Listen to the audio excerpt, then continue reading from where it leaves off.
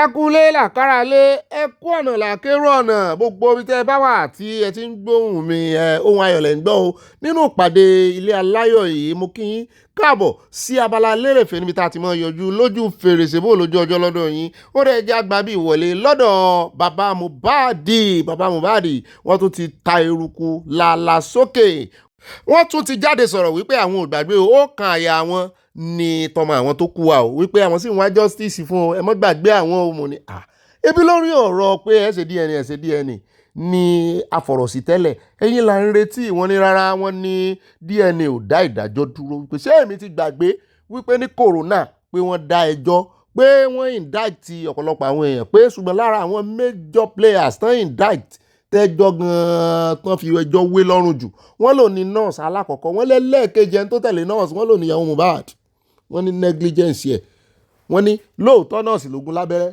wọ́n ròyìn wọ́n sọ abẹ́rẹ́ tó gún wọ́n ní ṣùgbọ́n ta ló pé nọ́ọ̀sì ta ló súnmọ́ Mohbad jù ta ló wà negligent mo ní bàbá yìí mọ̀ ti ń ka lọ àbí bàbá ti lọ enroll fún law ní University of ó dá lọ́rọ̀ kan ìyẹn Anthony General ìpínlẹ̀ Èkó ó ní wọ́n fi kọ́ lọ́rùn wípé láàrin 14 days àwọn fún 14 days lọ́ọ̀yà wọn ló sì bàbá Ṣítù sànù níyàn sànù kojú sàn náà ní èjì ìyẹn tìpínlẹ̀ Èkó ó nájọ kojú ara wọn wọ́n múwèé lẹ̀ wípé àwọn fún wọn 14 days tán bá prosecute Wùmí lórí gbogbo àbájáde èsì corona wọ́n ní àwọn ò jọ pàdé ilé ẹjọ́ ọmọ ló ti ẹ̀dá bẹ́ẹ̀.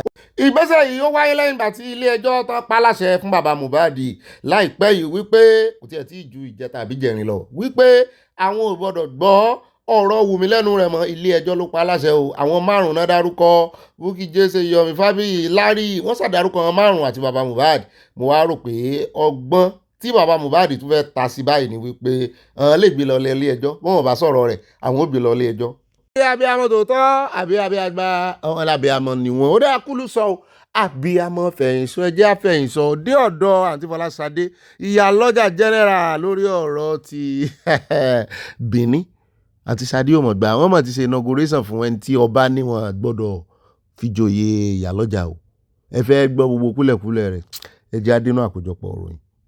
náà ni lórí update tá à ń gbọ́ lórí ti Kwara adúpẹ́ o Aláàfin àti Ìbà Gani àti àwọn Afẹ́nifẹ́re wọ́n ti dìde sọ̀rọ̀ ìbẹ́ẹ̀ náà ni gbogbo gómìnà nílẹ̀ Yorùbá ní gbogbo South West wọ́n náà ti koro ojú sọ̀rọ̀ yìí wọ́n ti dìde wọ́n ti ṣe meeting ibẹ̀ náà láti wá gbọ́ tó sọ wípé excuse tí Abdulrahman tó jẹ́ gómìnà wọn ní Kwara tó sọ náà ni wípé gbogbo ìpànìyàn lọ́tún lósì ikú òjijì àtàyètà ọ̀tọ̀wọ́ àwọn báńdíìtì tí ń ṣẹlẹ̀ ní Kwara wípé Excellency, your immediate assessment of this situation and what's your message for the people of this community to assure them? Yes, came to commiserate with the community over the bandits' attack and also to commend the security agencies, forces for repelling them and bringing peace back to Ogbeni. Yes, it's been challenges we have to cope with and things have been put in place to mitigate it and make sure it never happens again.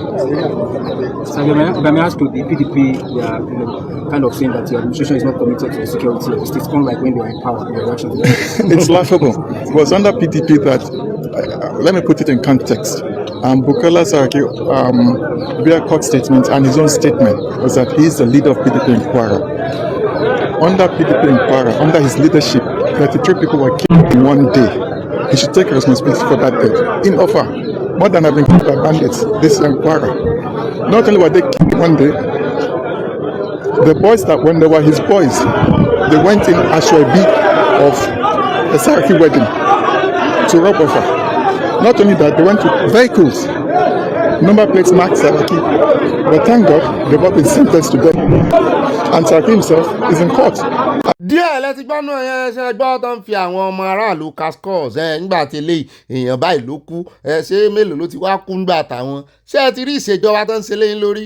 ọlọ́mọ pẹ̀lú wáyà gbogbo àwa tá a jìyà tèmi tiẹ̀ pọ̀ ọ̀rẹ́ wa sọmọ pé ọlọ́mọ pẹ̀lú wáyà mo sọ fún Dr. Saraki mo ní sábà ní kí ni mo regret jù níjọ́ tẹ́ ní kí gbogbo ọmọ lọ fílípì tí ń tẹ̀lé ni mo regret jù ó ní kí ló dé mo ní ṣẹ́rí bí n ṣe tẹ̀lé yìí o ẹni tá àjọ ń ṣe ti gbogbo eléyìí sọmọ dáadáa ìjọ tẹ́mi náà bá rí kó tẹ́kì nìkan kò ní lọ àtijọ́ náà ló ti ní mi sínú ó dẹ̀ ti yọ mí kúrò nínú game tá n play lọ́jọ́ yẹn ṣùgbọ́n Ọlọ́run yọ mí mo dúpẹ́ fọ́lọ́run so mo ń sọ wípé gbogbo kí ni yóò tó jà tí ìlà ò bá ṣe gbé àmọ́ lọ lálà kò lè tó báyẹn tẹ́nìkan bá ti ní kò sí lóhùn á tún yín kí àgò fún ó tó gẹ́mí tó bẹ̀rẹ̀ nu mo rí pé gbogbo àwa tá a jìyà tèmi. tá a bá dé inú àkójọpọ̀ ròyìn eléyìí náà ẹgẹ́ sáré fi tó yín lẹ́nu torí gúdẹ́gúdẹ́ ọ̀rọ̀ rẹ̀ inú àkójọpọ̀ ròyìn ló wà o lábala sáná wọlé wọ́n da ẹjọ́ Nàtàṣà nù èwo nú ẹjọ́ rẹ̀ ẹ wo ọ̀rọ̀ pọ̀ nù òwe kọ́bọ̀. ó dáa ká tó wá mẹ́nu létí abala lérèfé gangan introduction lélẹ́yìí sínú àkójọpọ̀ ròyìn ká tó máa mú láwẹ́láwẹ́ á tún dé ọ̀dọ̀ Jonathan ọ̀rọ̀ tí Jonathan sọ lánàá tó ní Buhari gangan ni àwọn Boko Haram ni wọ́n fọwọ́ sí wípé kó wá bóun dúnàdúrà nígbà ìjọba òun ó ti dá yẹn pọ̀ yẹn rìn lẹ̀ o. ó rẹ̀ já pò bẹ́ẹ̀ bá pàdé inú àkójọpọ̀ ròyìn ẹja wá mẹ́nu létí abala lérèfé gangan kí Fálànà wa kó gbọ́ tiẹ̀ torí tara ẹni là kọ́ gbọ́ abala lérèfé làwọn ẹja dé òwòrò tí àwọn ará òwòrò tó ti ń fohùn lẹ̀ wípé àṣírí ti tú sáwọn lọ́wọ́ wípé ìjọba ló gbalẹ̀ lọ́wọ́ àwọn ìjọba ti claim lẹ̀ yẹn pé gbogbo eléyìí tó ń parọ́ pé ẹ ṣe kínní kan ẹ lè upgrade pé rọ́nà ń pa pé ìjọba ló gbalẹ̀ lọ́wọ́ àwọn. Now we are hearing that land belongs to the government and government will take over the land. What kind of injustice is that? What kind of injustice is that? We need justice. All we are crying for the amnesty. People all over the world, human rights activists, lawyers, stand for all the people. We need your help. We need assistance. Only God can help us. Thank you. ó dáwọ́ àwọn eléyìí náà wọ́n kóra wọn jọ wọ́n ní àwọn náà need assistance. ọlọ́pàá tó ti fẹ̀yìntì lẹ̀ ń wò yìí wọ́n sọ púpọ̀ lọ́rọ̀ wípé iléeṣẹ́ ọlọ́pàá náà gbà wọ́n sí kí ló dé tí ọ̀gá ọlọ́pàá tó ń deploy àwọn sí ọ̀dọ̀ àwọn company ṣé company náà nìkan máa sọ ni ṣé bí àwọn ọmọ Nàìjíríà nìkan máa sọ àti wípé gbogbo àwọn olóṣèlú yẹn ọ̀pọ̀lọpọ̀ wọn àwọn yìí náà máa tẹ̀lé wọn náà máa ṣe abegsa attention náà máa ṣe tẹ̀lé wọn. tí wọ́n bá ń gbé àwọn owó yìí lọ sí location 419 níbi tí wọ́n ti fẹ́ lọ ṣe báṣubàṣu ìgbà míì lọ́dọ̀ àwọn àlè àti ọ̀pọ̀lọpọ̀ àwọn gbélulẹ̀ wọn káàkiri pé àwọn máṣírí wọn àwọn ọmọ ọbẹ̀ ẹ̀ sì fún wa location. Did I work for company? No. How will Nigerian police be company? We are the security of this country. They steal, we escort their money. That money they steal, we escort them back from where they steal to their village. Then at the end of the day, I even I escort so many stealing money. If it is now, they could have here win. abẹ́wà rí iṣẹ́ kò ti léètì fún àwọn eléyìí báyìí wọ́n ti fẹ̀yìntì àwọn tó wà ní active service tó jọ́lọ́pàá ní ìsìn àwọn yẹn lọ̀rọ̀ kan ṣùgbọ́n sàn rán àwọn mẹ̀kúnnù ó dẹ̀ já wá torí àwọn ti tẹ́lẹ̀ báyìí tán ti ṣe ọlọ́pàá rí ọ̀dọ̀ àwọn mẹ̀kúnnù náà padà sí náà ti wá ràn lọ́wọ́ abẹ́ ìràyè ẹ já wá padà sọ́dọ̀ ààrẹ Tinubu níbi tá a gbọ́ wípé wọ́n mọ̀ ti pé bíríkótó wọ́n ti kọ́ àwọn tó jẹ́ àgbààgbà nínú ẹ̀sìn kìrìsìtẹ́nì jọ nílẹ̀ Haúsá ni o yìí ṣe níbi tí wọ́n ti ń forí korí fíkunlùkùn wípé ẹgbọ́n ṣe lóòótọ́ àwọn tí ń pààyàn Nàìjíríà sẹ́yìn nìkan náà ń pa ni wọ́n ní wọ́n sì tún dọ́gbọ́n ṣe mítìn bòńkẹ́lẹ́ lórí wípé ẹ mọ̀ jẹ́ kán fi muslim ticket dà í lágbónú o àwọn wà fún yín o gbogbo ẹlẹ́sìn làwọn wà fún o. wọ́n ní the fear of USA nù síbẹ̀ ilẹ̀ jáde tẹ̀ ní ẹ mọ̀ dáná lóhùn kó persecute kìrìsìtẹ́nì wọ́n ẹsẹ̀ wá kó wọn jọpọ̀ ní ìsìn àwọn ti north náà sì ń fẹjọ́ sùn Amẹ́ríkà jù ṣùgbọ́n nígbà tèmi náà ti rí NSA tí mo ti rí ribadu àtàwọn security kìíní kọ̀ọ̀kan mo ti mọ̀ pé ó ṣeé ṣe kó jẹ́ bẹ́ẹ̀ náà ní lóòótọ́. ibẹ̀ náà ni ààrẹ Tinubu ti wá sọ gbogbo ọ̀rọ̀ wọn lẹ́nu ọjọ́ mẹ́ta yìí lórí ọ̀rọ̀ kìrìsìtẹ́nì náà ni wọ́n ṣe kìrìsìtẹ́nì ní láàbí o wọ́n ní lágbàtà àti fẹ́yàwó àwọn àǹtí rẹ̀ mi wọ́n láwọn ò preach fún wọn rí pé wá wẹ̀wọ́ ńká pé wá di mùsùlùmí pé àwọn tọlọrẹ́ẹ̀tì ara wọn ibi tá a ti ń sàn yẹn lọ́wọ́ la ti ń gbáriwo bọ̀dà báyọ̀ mo ní bọ̀dà báyọ̀ kí ló dé ọ̀gá yín sọ̀rọ̀ lọ́wọ́ wọ́n ní rárá wọ́n ní ọ̀gbẹ́ni sẹ́nétọ̀ Ted àbí kí ló kọ́ rẹ̀ yìí tó lọ ń fẹjọ́ Nàìjíríà súnkì tiẹ̀ gan ní USA wípé kó wá sí Nàìjíríà kó sí ogun ẹlẹ́sìnmẹ̀sìn Nàìjíríà o afẹ́ràn ara wa Kristẹni fẹ́ràn mùsùlùmí fẹ́ràn oníṣẹ̀ṣe bó ṣe rí gangan nìyẹn wípé kó mọ̀ dá wàhálà alẹ̀ kò sí wàhálà Boko Haram gbogbo èèyàn ní ń pa pé wọ́n ń pa àwọn mùsùlùmí pé kì í ṣe Kristẹni nìkan náà ń pa pé kí ló wá dé pé àwọn gan-an náà fẹ́ fẹ́ lójú pé kan ṣọ́ra wọn àti pé kán lè sinmi agbájá pé ó lè dá wàhálà lẹ̀ láàrin United States of America àti Nàìjíríà mo ló ti dá wàhálà lẹ̀ ọ̀rẹ́dì ẹ̀ẹ̀kan tí ìmọ̀ ní tán máa fojú mi ẹ̀yin náà fojú wọn hàn o ẹjọ́ fèsì ẹ tiẹ̀ lọ fèsì US mo ló tiẹ̀ da ilé ìtẹ́jọ́ ń fara yín lẹ́wù yìí àwẹ̀ tí ó fa èèyàn kan lẹ́wù ya ó dùn mọ́ mi. ṣùgbọ́n èèyàn mi ẹgbẹ́ ọ̀sẹ̀ mítìnì kájọ sọ̀rọ̀ sóò nìkan ni ó dẹ́kun kínní àbí kán mú iṣẹ́ ṣe lójú páálí kán dẹ́kun ìwà ìpànìyàn Nàìjíríà. ẹ jẹ́ kó ń bẹ́ẹ̀ bí tá a ti ń sọyún lọ́wọ́ náà ní àwọn ọlọ́pàá kan náà tó ti fa trọ́bù o wọ́n ní Ìlọ́lẹ̀ police officers wọ́n ní àfimọ́ ṣe ya lọ sí ibì kan tó ń pè ní College of Technology lẹ́kọ̀ọ́. mo wá bèrè pé kí ló ṣẹlẹ̀ pàtó wọ́n láwọn ò mọ̀ wọ́n náà sá mọ̀ wípé wọ́n ara sí wọn ń bẹ̀ pé ọ̀pọ̀ ni wọ́n rọ̀ sí lọ hospital. mo ní kọ́lọ̀mọ́ sọ wa Nàìjíríà kò sí kọ́nà tí ìgbà happen sí èèyàn téèyàn bá túra lẹ̀ Ọlọ́run ò ní jẹ́ kí Nàìjíríà happen sí kankan nù wa. lórí ìkànnì ìyẹ́já kó ń bẹ́ẹ̀ já wá tún dé ọ̀dọ̀ arábìnrin tí Nàìjíríà happen sí ṣùgbọ́n orí kò yọ ò lẹ́yìn tán san ogun lọ́gọ̀ owó fún ránsọ́ọ̀mù ẹ̀rí tó tán sọ́dà wọ́n ti nà án ìwòwò ojú rẹ̀ wọ́n ó ṣe fáìn nígbà tó wọ aṣọ lọ́ọ̀yà o wọ́n jí gbé ṣùgbọ́n a ṣàdúpẹ́ abáyọ̀ pé ẹ̀mí rẹ̀ ò lọ sí. nígbà yẹn já dákẹ́dé orílẹ̀-èdè UK kọ́lọ́mọ kìlọ̀ fọ́mọ rẹ̀ o ìyá kan ní ń bá ọmọ rẹ̀ wí tí wọ́n jọ wà ní UK kò pẹ́ ní ẹ̀gbọ́n ọmọ yẹn náà jáde tó ń sọ pé mọ́mì ní ó kúnlẹ̀ ó ń sọ fún pé kó kúnlẹ̀ kò ní dàn pé òun fẹ́ bá wí òun ní kó kàwé mo ní ìyá yìí sì fẹ́ dára ẹ̀ padà sí Nàìjíríà tó bá yá yóò ní ọ̀tálé bàbá àwọn ọ̀tálé ìyá ní í ṣe òun wọn yìí bọ́mọ wí bẹ́ẹ̀ yẹn ní ìlú èbò Áfíríkà tí ó bọ́mọ wí gan inú yàrá ẹ̀ ni ó ti bá wí ìwọ wá tún gbé sórí agbájú mọ̀ọ́mọ̀ ṣe fídíò wọ́n ṣe gọ̀bá iná tó bá padà wá sunkún lórí agbágbé ń bì á lo fídíò ẹ̀ á fi ṣe yẹ̀yẹ́ o á fi ṣe yẹ̀yẹ́ o tó ti mọ̀ pọ́mọ ilé rìpọ́ọ̀tì òun wọ́n máa ń kọ́ àwọn ọmọ ìbọn ṣe máa ń dáwọn òbí wọn lóhùn skul wọ́n máa ń kọ́ wọn téèyàn bá fẹ́ àrásì wọn wọ́n máa ń kọ́ wọn pé ẹ mọ́ gbà wọ́n ìkọ́ wọn kán wọ́n ìsọ fún wọn wọ́n ìfẹ́ kán rẹ́ wọn jẹ èmi ò ní kán mọ̀ bọ́mọ wí pátápín rẹ̀ ó ra tíkẹ́ẹ̀tì ó yá Nàìjíríà kó wá rè ìkẹ́kọ̀ọ́ bó ṣe oṣù mẹ́fà bó sọdún kan ní ó ló ń bẹ yóò kò ní ìdí kọ́sẹ̀ mọ́ sọ fún lẹ́ẹ̀mejì kúnlẹ̀ ń bẹ̀ ń fèsì ògiri ó ti kúnlẹ̀ kó ṣe sọmọ kó mọ́ mu sìgá ọ̀bọ yóò ṣe kíákíá ni ṣùgbọ́n títí tí ààrẹ fi ń pariwo lé lórí kò kún o ṣùgbọ́n mi fẹ́ tẹ́ wà ní UK ẹ máa kìlọ̀ fún wọn o ẹ máa kìlọ̀ fún wọn ọ̀rọ̀ rẹ̀ bí Igbo intonation ló wà lẹ́nu ìyá rẹ̀ báyìí bó bá lè padà Nàìjíríà bó bá padà wá sí fídíò á gbé bọ́ta á sì fi ṣe ẹ̀yẹ rẹ̀ torí gbogbo òlú ló lófin tiẹ̀ bó bá ti sú ọ kó ọmọ rẹ̀ padà lọ Nàìjíríà. àwọn ẹni kírun jímọ̀ àyẹ̀sẹ̀ lọ́ba gbọ́dọ̀ ni àbí èsì ó kò mẹ́ àyẹ̀sẹ̀ lọ́ba gbọ́dọ̀ ni àdéhùn yóò sàn pọ̀lú ọ̀sán pọ̀lú ọ̀sán àyẹ̀sẹ̀ lọ́ba ni ọba àbàdàn pọ̀lú ọ̀sán àbí èsì ó.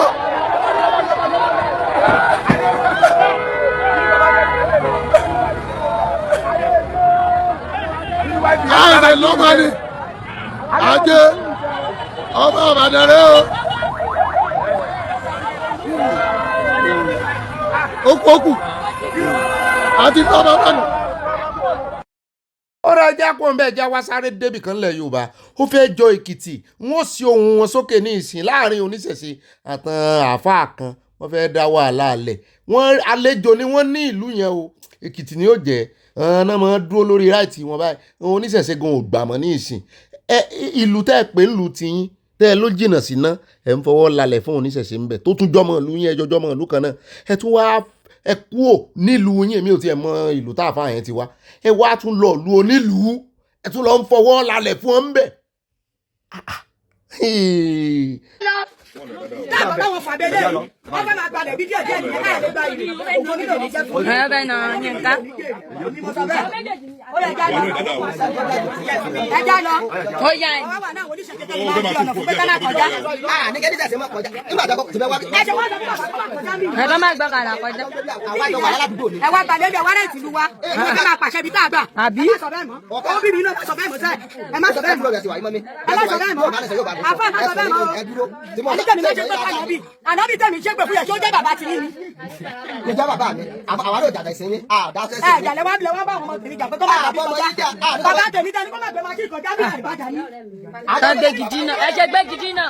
Bàbá tèmi ní dání kó má gbé máa kí kọjá bí. Abẹ́ máa sọ bẹ́ẹ̀ mọ́ o.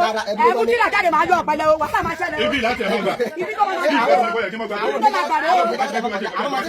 Àwọn ọmọ wa sọ̀rọ̀, ọ̀gá ní kò sí kò tó ń jẹ́jọ́ pọ̀ mọ́. Yínká, àbá àṣẹ́kọ̀ kò sáà làwọn sọ pé kò sí kan tó ń jẹ́ bẹ́ẹ̀. Wọ́n bẹ́ẹ̀ náà Yínká gan, mọ́mí yìí ló bẹ́ẹ̀ náà ẹni yìí ló bẹ́ẹ̀ náà Yínká ẹni. Ó lè nà bó ti dán ní mọ̀lẹ́ o tó bá nà ṣọ̀pọ̀ náà wọlé tọ̀ ni. Bẹ́ẹ̀ ni mo sọ.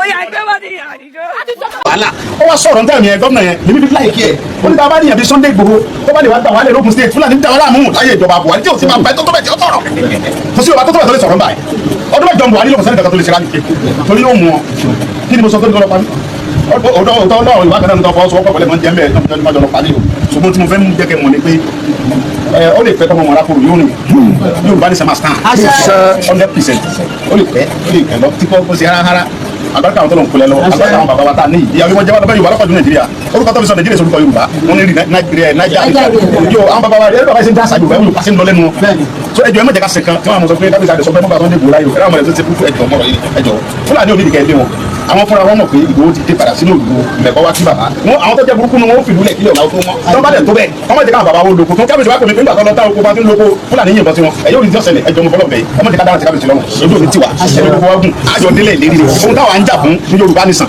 bí bàbá wa Tinubu ọ̀dẹ̀ tó di president láti ń jà sí ẹni kẹ́kọ̀ọ́ ni lè stop wa lórí ẹ̀ ọmọ bẹ́ẹ̀ ká mọ̀ ni ẹ orúkọ mi ní Sunday Adéyẹmọ tí gbogbo ẹ̀ mọ̀ Sunday Igboho so ẹjọ́ mo rọ̀ wá ẹ mọ̀ fà wàhálà ẹ mọ̀ jà ẹ mọ̀ sèǹtẹ̀ tí o dá ẹjọ́ mo fọlọ́ bẹ́ẹ̀ ẹ jẹ́ ká bá ti wá lálàáfíà yẹn ẹ jẹ́ ká lọ lálàáfíà ojú òní tiwa ẹ ṣe kábíyèsí.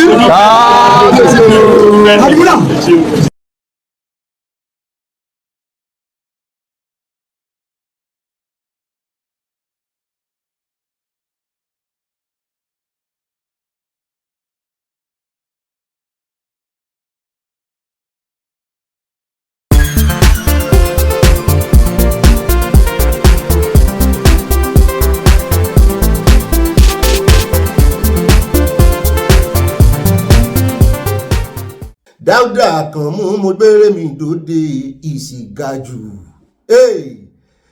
mo tún gbèdé ìsìgájù eré aláfẹ́ léré àwúrèbe ìsìgájù eré gbajúmọ̀ léré àwúrèbe ìsìgájù orin tẹ́wọ̀ adé ìsìgájù Abídí Olówe l'Àkànmú fi ń kọrin ìsìgájù orí pípé làwọn elégbè mi fi ń gbèrin ìsìgájù mo tún gbèdé ìsìgájù àbàtà kété bí ẹni òbòdò tán ìsìgájù alábàtà kété bí ẹni òbòdò tán ìsìgájù óyá mo tún gbèdé ìsìgájù ẹ má fi ijó disco sọ̀wọ́ àríwá ìsìgájù ẹ má fi ijó disco sọ̀wọ́ àríwá ìsìgájù óyá mo tún gbèdé ìsìgájù Ájì Àkànmú káyé mọ́ ṣe sí ọ̀sọ́rọ̀ wa ìsìgájù óyá mo tún gbèdé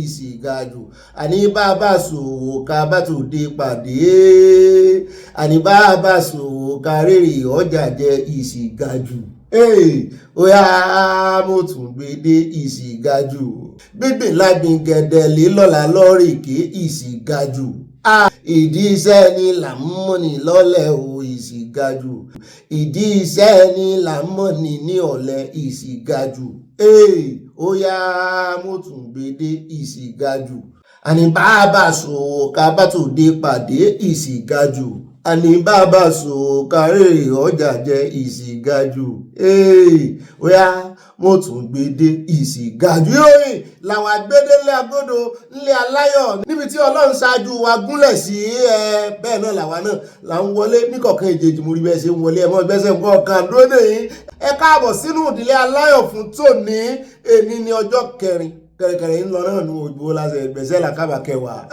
ń bá tiẹ̀ lọ́nu kóníkálukú tẹpamọ́sẹ́ ọlọ́jọ́ nkájọ́ ẹ̀dá òfura happy weekend to you bó lójú ọjọ́ lọ́dọ̀ yìí bá ròyìn náà ní ibà bí wọ́n lé bẹ́ẹ̀ báyìí rẹ̀ orin bàbá wa dáadáa epo àkàrà láti wọlé lónìí ara àwọn lẹ́jẹ̀dì tiwa nìyẹn ní ẹ mọ́ fi di ijó disco wé ijó àwọn rárá ẹ bá ń gbà bẹ́ẹ̀ ohun wọn yẹn ó lo òkè tó mẹ́mi ò lè gbé lólókè torí ìkàtà tó wà ń ta ẹja ọ̀rá lò lóhùn sàlẹ̀ bẹ́ẹ̀ gbogbo ẹ̀yin tẹ́ wá Nàìjíríà tẹ́ ẹ̀ ní dátà gbogbo bí ẹ̀ ní láti gbọ́ ẹ skip ẹ̀ síwájú ẹ lè skip ẹ̀ bí bàtẹ́ ẹ̀ bá ń play nǹkan ni yọ yẹn kò ní yẹ ẹ̀ lẹ́ẹ̀mí ò fẹ́ kí á dá èèyàn kankan lágara rárá ibo mo kíra mi dé ibà ròyìn náà rèé o ibà gbọ́n wọn débẹ̀ báyìí nàná ibà san wọlé náà ní ibà kọjú abẹ́ǹkù ibà lọ tààràtààrà tọ̀rọ̀ bá ti di ọ̀rọ̀ òtítọ́ àtòdodo sàn báyìí léèyàn rìn ajé ni mú ní pẹ́kọ̀rọ̀ ṣùgbọ́n bó bá ti kófìrí onírọ́ mọ́ rìn sàn níwájú wọn ò mọ́nà tán o lẹ́gbẹ̀ẹ́ mọ́níyà jọ ìwọ náà ṣe kí ni pẹ́gìrì kó pẹ́kọ̀rọ̀ bẹ́ẹ̀ náà lè pè mí ní ibà lẹ́jẹ́lì ibà rìpọ̀tẹ́lì gbogbo tẹ́ ẹ bá gbọ́ lórí ìkànnì ọlọ́run ò gbé ìkànnì kalẹ̀ pé káfí tàbùkù èèyàn kankan tàbùrúkọ èèyàn kankan tàbí bá káfí àyàn lórúkọ jẹ́ rárá ó ní káfí mọ́ tún ìwà ara wa sí káfí mọ́ pé ra wa lákèésí nítorí náà bẹ́ẹ̀ bá rí ta na pọ̀tọ̀pọ̀tọ̀ ń pàpà èyí tó bá ta bá kó mọ́ fi ṣèbínú kó fi ṣoṣù kó fi para wo àwọn òní ìtẹ̀sán pa fẹ́ burúkú èèyàn kankan jẹ́ oṣù gbọ́n a fi ń tún ìwà ara wa ṣe ni bẹ́ẹ̀ náà ni a fi ń wùwà testing microphone a fi ń test wa wálẹ̀ de ìgbà tọ́lọ́run ó fún wa lómìnira torí ntẹ̀yìn ò bá ní gbà lólówó tálíkà ni ó ti kọ́ ẹjọ́ ẹ jẹ́ kí àwọn onífàǹfọ̀n nǹkan bá ti hàn lọ́n kankan ti ṣẹlẹ̀ lérí àìní yẹn reality show ni ẹwọ́n bìnú ó yẹ ń kọ́ tí ẹni kí n tuntun bẹ̀rẹ̀ ṣùgbọ́n ẹgbà ń bẹ́ẹ̀ wọ́n ti lọ ó dá o èmi náà ni wọ́n ń pè ní ibà ọ̀pá parada ẹ̀ parada ọ̀gá rẹ̀ parada ọ̀dà rẹ̀ yánú abala comment section abalẹ̀ yìí olólùfẹ́ wa èmi náà ni mò ń jẹ́ ibà ọ̀pá kọ̀ọ̀kọ̀ àwọn òpèkè ọkọ̀ àwọn sweet 16 kò sàrúgbó ń bì ibà kan fáwọn ẹ̀kọ́ tó sẹ́ndì ẹ̀ wọ́n mọ̀ gbèrò ìfò kan náà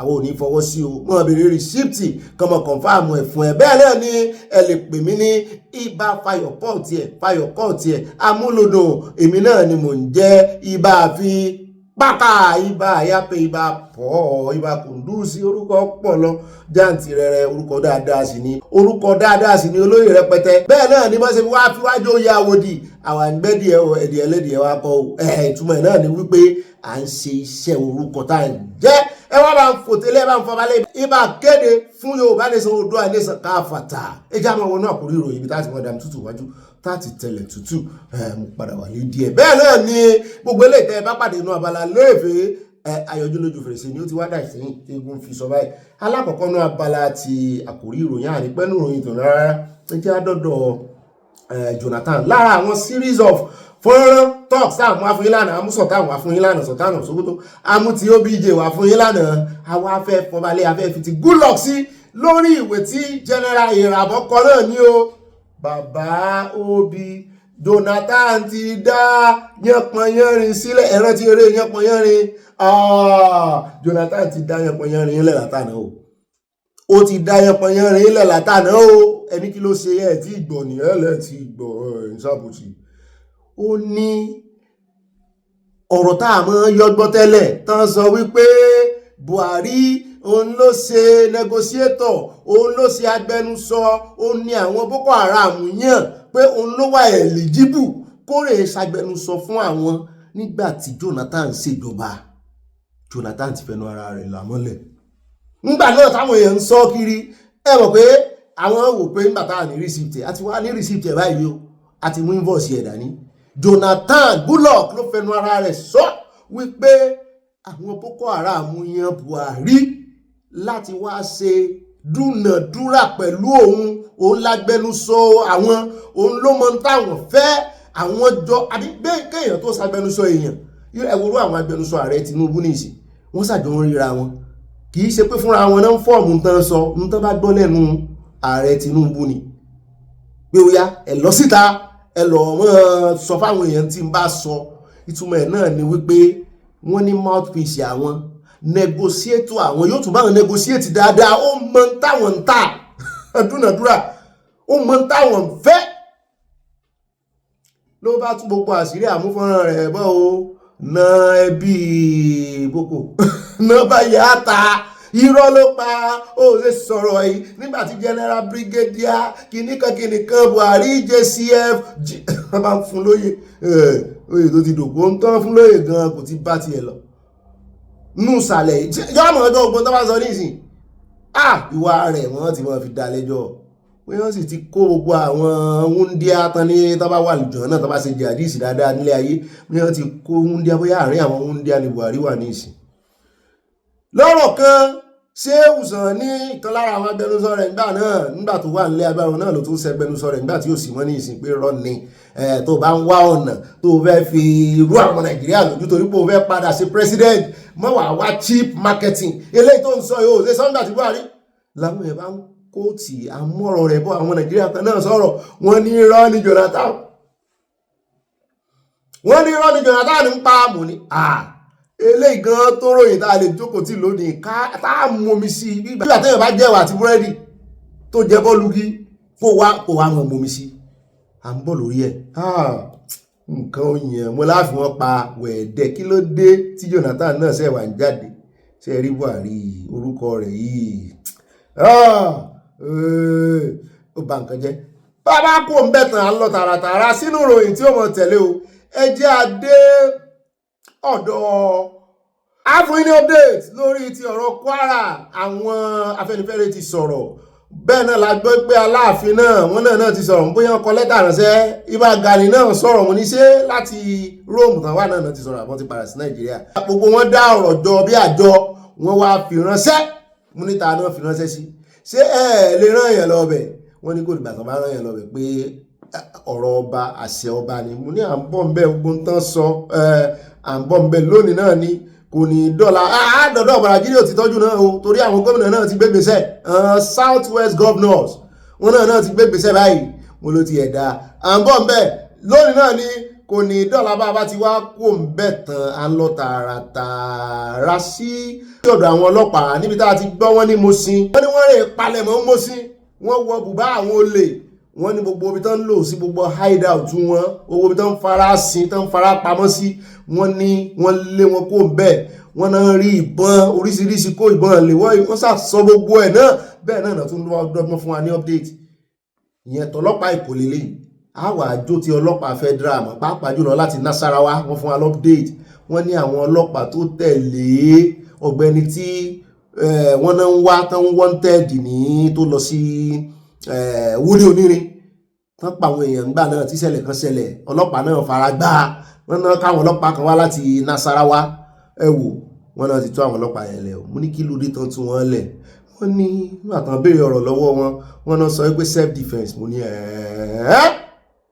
ǹjẹ́ ó yẹ kán lọ in the first place ibi tẹ́ ìran wọn náà wọ́n á sọ pé àwọn lọ self defence ara wọn sẹ́yìn lẹ ràn wọn DPO wo ló kọ̀wé ń bẹ̀ gangan ẹ wo àwọn èèyàn tí ń pariwo léèyàn lórí látànà à ń bọ̀ ń bẹ̀ mo ní àjọ tún gbé yẹ̀ wò kẹ́ ẹ lè mọ ibi tí ọ̀rọ̀ ń lọ torí eléyìí tó ṣẹlẹ̀ ní Island tán fẹ̀sùn kan arákùnrin tó pa dispatch rider yìí àwọn ìkànnà àwọn agbèrò kọ́lọ́hún mọ̀ jẹ́ kó jẹ́ wípé ní tí ó gbẹ̀yìn àákàngbọ̀n wọn túlẹ̀ náà ni bóyá defence lòun náà sọ pé self defence à ń bọ̀ bẹ́ẹ̀ ayẹ̀ lójú wo a sọ díẹ̀ bẹ́ẹ̀ lónìí náà ni kò ní dọ́là bá ti wá kó ń bẹ̀ tán à ń lọ tààràtààrà sí ẹ̀ẹ́dá ya ọ̀dọ̀ Wike là ń lọ níbi tí Wike ti gahùn sókè tó ti sọ wípé Sowore kàn ń sáré kiri ni pé kò sí nǹkan tó lè ṣe fóun pé mi nìkan ò mí òun ẹlẹ́ẹ̀kejì ń bẹ̀ ló tún wá kìlọ̀ fún gbogbo àwọn tí ń bá ṣiṣẹ́ gbogbo àwọn director of FCTA ó ní kán make sure pé fóònù ọwọ́ wọn ó níná lórí 24/7 kí náà mọ̀ kù lórí ẹ̀ torí pé anytime náà lè gba ìpè ọ̀ràn náà lè gba mẹ́sẹ̀jì ọ̀ràn mo ní ṣé wọ́n ló fẹ́ sẹ́ndì mẹ́sẹ̀jì ọ̀ràn fún wọn kí ló dé olóhùn lè sáà kí wọ́n anyhow anytime èyí tí ó bá serious nínú wọn olóòtú tá a ti gbúrò Wike àwọn àjọ wọn ti Fubara àjọ gbúrò wọn ni Fubara náà ó lé àwọn kọmíṣánná ẹ̀ láìpẹ́ yìí ó ti yàn àwọn kan sóyè bẹ́ẹ̀ náà ni àwọn PS tó bá ń bẹ̀ tán máa ń pè ní permanent secretary kọ́ nìyẹn PS tó fílẹ̀ bẹ́ẹ̀ kó tó lọ suspension ó lé òǹdúró wọn wípé wọ́n náà àwọn kan ò serious nínú wọn pé àwọn kan wọ́n bà nǹkan jẹ́ òun ó yẹ̀ wọ́n lọ́wọ́ wò ájò méjèèjì mọ́ra à ń mú wọn bọ̀ fún fídíò méjèèjì wa lónìí náà ni kò ní dọ́là bàbá ti wá kó ń bẹ̀ tán à ń lọ sí INEC àti ní update fún lórí INEC last news tá a mú wá fún yín ni wípé wọ́n ní wọ́n fẹ́ fọ́ sí Muhammadu lọ sí leave àpàpàǹdodo tipátipá nítorí wípé wọ́n ní ó ṣe àṣemọ́ṣe sí ruling party tó wà bẹ̀gbẹ́ APC. wọ́n ní ṣé INEC chairman náà máa ń ní ẹgbẹ́ òṣèlú ni wọ́n ní ṣe mi ò mọ̀ wọ́n ní ẹgbẹ́ òṣèlú ruling party ni ó belong sí automatically pé ó lè mọ̀ jẹ́ card carrying member ṣùgbọ́n àwọn tó bá wà níbẹ̀ tó wà lórí àlefa ni ó mọ̀ bá ṣe ni ó mọ̀ gbọ́ sí ọ lẹ́nu. àfi bá a ṣe rí tó padà wá tó pe press brief tó gba àwọn Europe lálejò European kìíní kan náà bá ṣé wọ́n ló sì wà lórí oyè ní ìṣẹ́mọ́ náà bẹ́ẹ̀ tibẹ̀ lé ọ̀dìn. ó ní rárá o mo ní ìyá ní ariwo àwọn ọmọ Nàìjíríà pọ̀ pé bó lè dogun bó dogun bó lè dìjà bó dìjà pé ṣé mo mọ̀ pé Galadima wá ààrẹ ta ló sọ bẹ́ẹ̀ bàbá Bọ̀dé George náà tún sọ ọ̀dọ̀ àwọn ò sọ pé yóò dogun ṣùgbọ́n wọ́n sọ wọ́n ní tí Tinubu ò bá fi lè yan èèyàn gidi síbẹ̀ lọ́rọ̀ kan bóyá gba lífù lọ bóyá gba ìkùlé lọ bóyá gba iwájú lé lọ wọ́n ní lílọ náà ní ó kẹ́yìn bọ́ìbọ́ì rẹ̀ ṣùgbọ́n wọ́n wá ní Muhammadu náà pẹ̀lú àtìlẹ́yìn àwọn Haúsá rẹ̀ wọ́n ló fẹ́ ṣe nǹkan kan tí ó dùn APC tí ó dùn Tinubu ní kí ló fẹ́ ṣe wọ́n ní electoral reform táwọn ọmọ Nàìjíríà ti ń pariwo sí létí tẹ́lẹ̀ tán ti ní sí electoral reform tí ń wò wọ́n ràn tí ń dagbádá kiri pẹ̀lú Wike tí lọ ń fìpìlẹ̀ pé wọ́n fẹ́ kọ́ kinní kan fún INEC wọ́n fẹ́ kọ́ lé iṣẹ́ tuntun headquarter tuntun fún wọn tí wọ́n ráyè electoral reform. wọ́n ní in fact wọ́n ní ara àbọ̀dìtàn ló gbà náà ni wípé wọ́n ní ADC yẹn wọ́n ní wọ́n fẹ́ kó ratify wọn. bẹ́ẹ̀ náà tún ní lẹ́nu ọjọ́ mẹ́ta yìí wọ́n ní sóun wá ní ó ratify wọn ni wọ́n lò ní wọ́n nítorí ọ̀dọ̀ INEC gbogbo wọn bọ̀ wọ́n ní kì í sí sóun nìkan wọ́n ní àìmọye new parties tó gbà láàyè tó fọwọ́ sí wọn lára ara tí ń dùn wọn nìyẹn. wọ́n lélẹ̀ tó tún wá fẹ́ gbégbèsè wọ́n lòun náà fẹ́ fi ṣe last minute exit ló ṣe fẹ́ fi wọ́n ní electoral reform is useful ó dáa fún Nàìjíríà. wọ́n ní ṣùgbọ́n kò ní kò fẹ́ ṣe tẹ́lẹ̀ wọ́n ní ṣùgbọ́n ní ìsìn tó ti mọ̀ wípé wọ́n fẹ́ léun dànù wọ́n fẹ́ ba yóò jẹ òun náà mo ní à ń bọ̀ ń bẹ́ẹ̀ wọ́n bá ti jẹ́tọ̀ ni kò sí tó kàn wá kọ́mọ bá yé ara wọn jẹ́ káwa ti ṣe kí ni ká ti rọ́nà lọ ilé táwa mọ́ fi kágbá gbogbo àkórí ìròyìn ńlẹ̀ torí ìwọ̀n bá omi tá a dà wájú iná ò tó gẹ́ torí àgbà táìmù lórí ọ̀rọ̀ ti Jonathan dáadáa ẹ jẹ́ àwa lọ sí àtúpadà sọ́dọ̀ Ọ̀pẹ́bọlò padà bẹ́ẹ̀ o bẹ́ẹ̀ náà ni lórí ti àǹtí Fọláṣadé Iyaloja general gbọ́tọ̀ sọ wípé lẹ́yìn ìgbà tí ọba Benin tó sọ wípé rárá kò sí tó jọ gbọ́ pé wọ́n ti at the end of the day finally pé wọ́n ti fi arábìnrin pásítọ̀ yẹn wọ́n sá ti fi jẹ oyè yẹn mo ní ṣé ó kàn fẹ́ jẹ oyè kó kàn máa gbé orúkọ oyè kiri kò fẹ́ móyè jẹ ọ̀tọ̀ ní kéèyàn joyè kan pé èèyàn lórúkọ kan ọ̀tọ̀ ní kó móyè jẹ ìwò nà ìwò pápá ṣé yóò lè mọ tẹ́wọ́ gbowó káàkiri ní Ẹdó sàn ní wọ́n ní nà já létí ṣùgbọ́n wọ́n lòun náà súnmọ́ Ọ̀pẹ́bọlò ó dá ọdún Ọ̀pẹ́bọlò là ń lọ ẹ mọ̀ wulẹ̀ ló súnmọ́ àfẹ́ wọlé tọ̀ àwọn kan ti wá jáde síta wọ́n lọ́rọ̀ yí àwọn wọ́n nírọ́ ni Ọ̀pẹ́bọlò pa lórí ọ̀rọ̀ 250 million investment wọ́n náà sì fẹ́ òní jẹ́ kọ́rọ̀ yìí lọ lásán mo ní àwa ti kú lórí ẹ̀wọ̀ ẹ mọ́ fà wá sẹ́yìn padà wọ́n ní rárá o wọ́n ní ó dìgbà téèyàn bá tó mú olè báyìí lọ́rùn ọwọ́ kó o tó lè gbà kó o ti mólè o bó o bá ti mólè lọ́rùn ọwọ́ tó mú kankan ó lè yọ̀bọ tàbí tó fà lásọ ó lè mọ̀ọ́mọ̀ kó jámọ́ lọ́wọ́ ká sọ fàya ṣùgbọ́n tó bá ti dìmú lọ́rùn ọwọ́ bó ṣe ṣẹ̀kẹ̀ṣẹ̀kẹ̀ ló kó sí ọwọ́ mi ọwọ́ Ọlọ́run àbọ̀ ń bẹ̀ fọ́nrán rẹ̀ wà níbi tó ti sọ àwọn tó yeye àwọn tán ní rìsíìtì ẹ̀ lọ́wọ́ àmọ́ ń bẹ́ ànírí jù báyìí lọ gbogbo omi tá a dáwájú ìnáwó tó gẹ́ ẹ̀já máa wọnú abala tí ó mọ̀ tẹ̀lé abala sanọ̀ọ́lé abala àfipàkà abala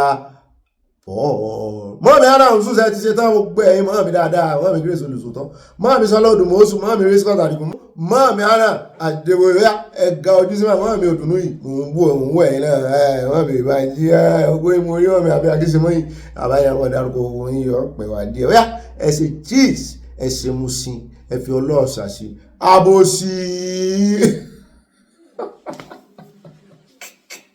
wọ́n ní afẹ́rọ̀ wọlé kábòsí àbòsí àfihàn pátá alákọ̀ọ́kọ́ nínú abala sánáwọlé ètò ní ẹjá lọ tààràtàrà sí ọ̀dọ̀ àwọn gómìnà Ìgbò nílẹ̀ Ìgbò lọ́hùn. Wọ́n kóra wọn jọ, wọ́n pé bíríkótó wọ́n bá bẹ̀rẹ̀ bí ìmọ̀ tí wọ́n sí àṣẹ̀yìnwá àṣẹ̀yìnwó aṣáàgbọ́rọ̀ Kánú lẹ́nu wọn náà bá sọ wọn ní Kánú ó tó jáde ẹ̀mọ́dà sọ̀wọ̀ rẹ̀ lóhùn sọ̀wọ̀ rẹ̀ tí ń sọ páǹtàn yìí ni àbó òtàn yìí à ń ṣiṣẹ́ lábẹ́lẹ́ náà mo rí former governor wọn lẹ́bọ̀n yìí ìyẹn òun ni present minister of works Umahi Muro náà gbogbo ilẹ̀ péjọ yìí ṣẹ́ẹ̀sì lérò pé Kánú ó jáde abẹ́yìn kan ṣe ń sọ sí mi létí pé òun kàn jọ sọ fún mi ní o pé Ọbásanjọ́ gan ti fẹnu sọ̀rọ̀ Kánú bó sọ wípé tí Kánú bá kú sí detention àwọn DSS bóun lòun ó léwájú ogun lálọ òun ó sì kẹ́yìn ogun lábọ̀ mo ní wọ́n fẹ́ mọ̀ ṣèṣe Ọlọ́run wọ́n fẹ́ tẹ́ mo ní dey play ni mo sọ ọ́ ta mo gbèrò yìí tó o bá ti lè fún mi receipt ẹ̀ mo gbé dọ́dọ̀ mi wàá sọ̀rọ̀ kẹ̀lẹ́kẹ̀lẹ́ sí mi létí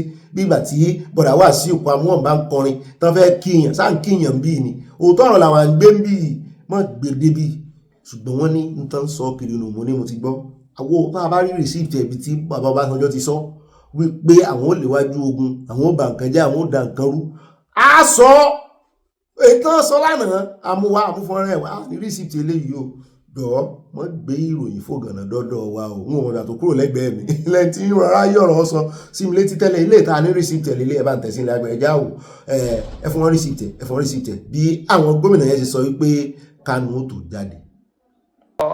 Joining us for making the request for the release of Nnamdi Kanu. I can assure you that I am engaging with Mr. President and he is favorably disposed to it. And I'm sure that in no distant future, Nnamdi Kanu will regain his freedom. Some of the comments about partnership with Mr. President. It is important to note that Mr. President and I have been friends for decades. And I know this president, whatever he wants to do, he will tell you. If he will not do it, he will tell you. And having made promises, I'm sure he will keep his promises. Of works, Aina Huanya. Unuchereo, because no Kwanya talk MPA, Nahine Kuga DK. Governor of Abia, Chomanda Abia, Aine Kelege. Amu and they represent this constituency.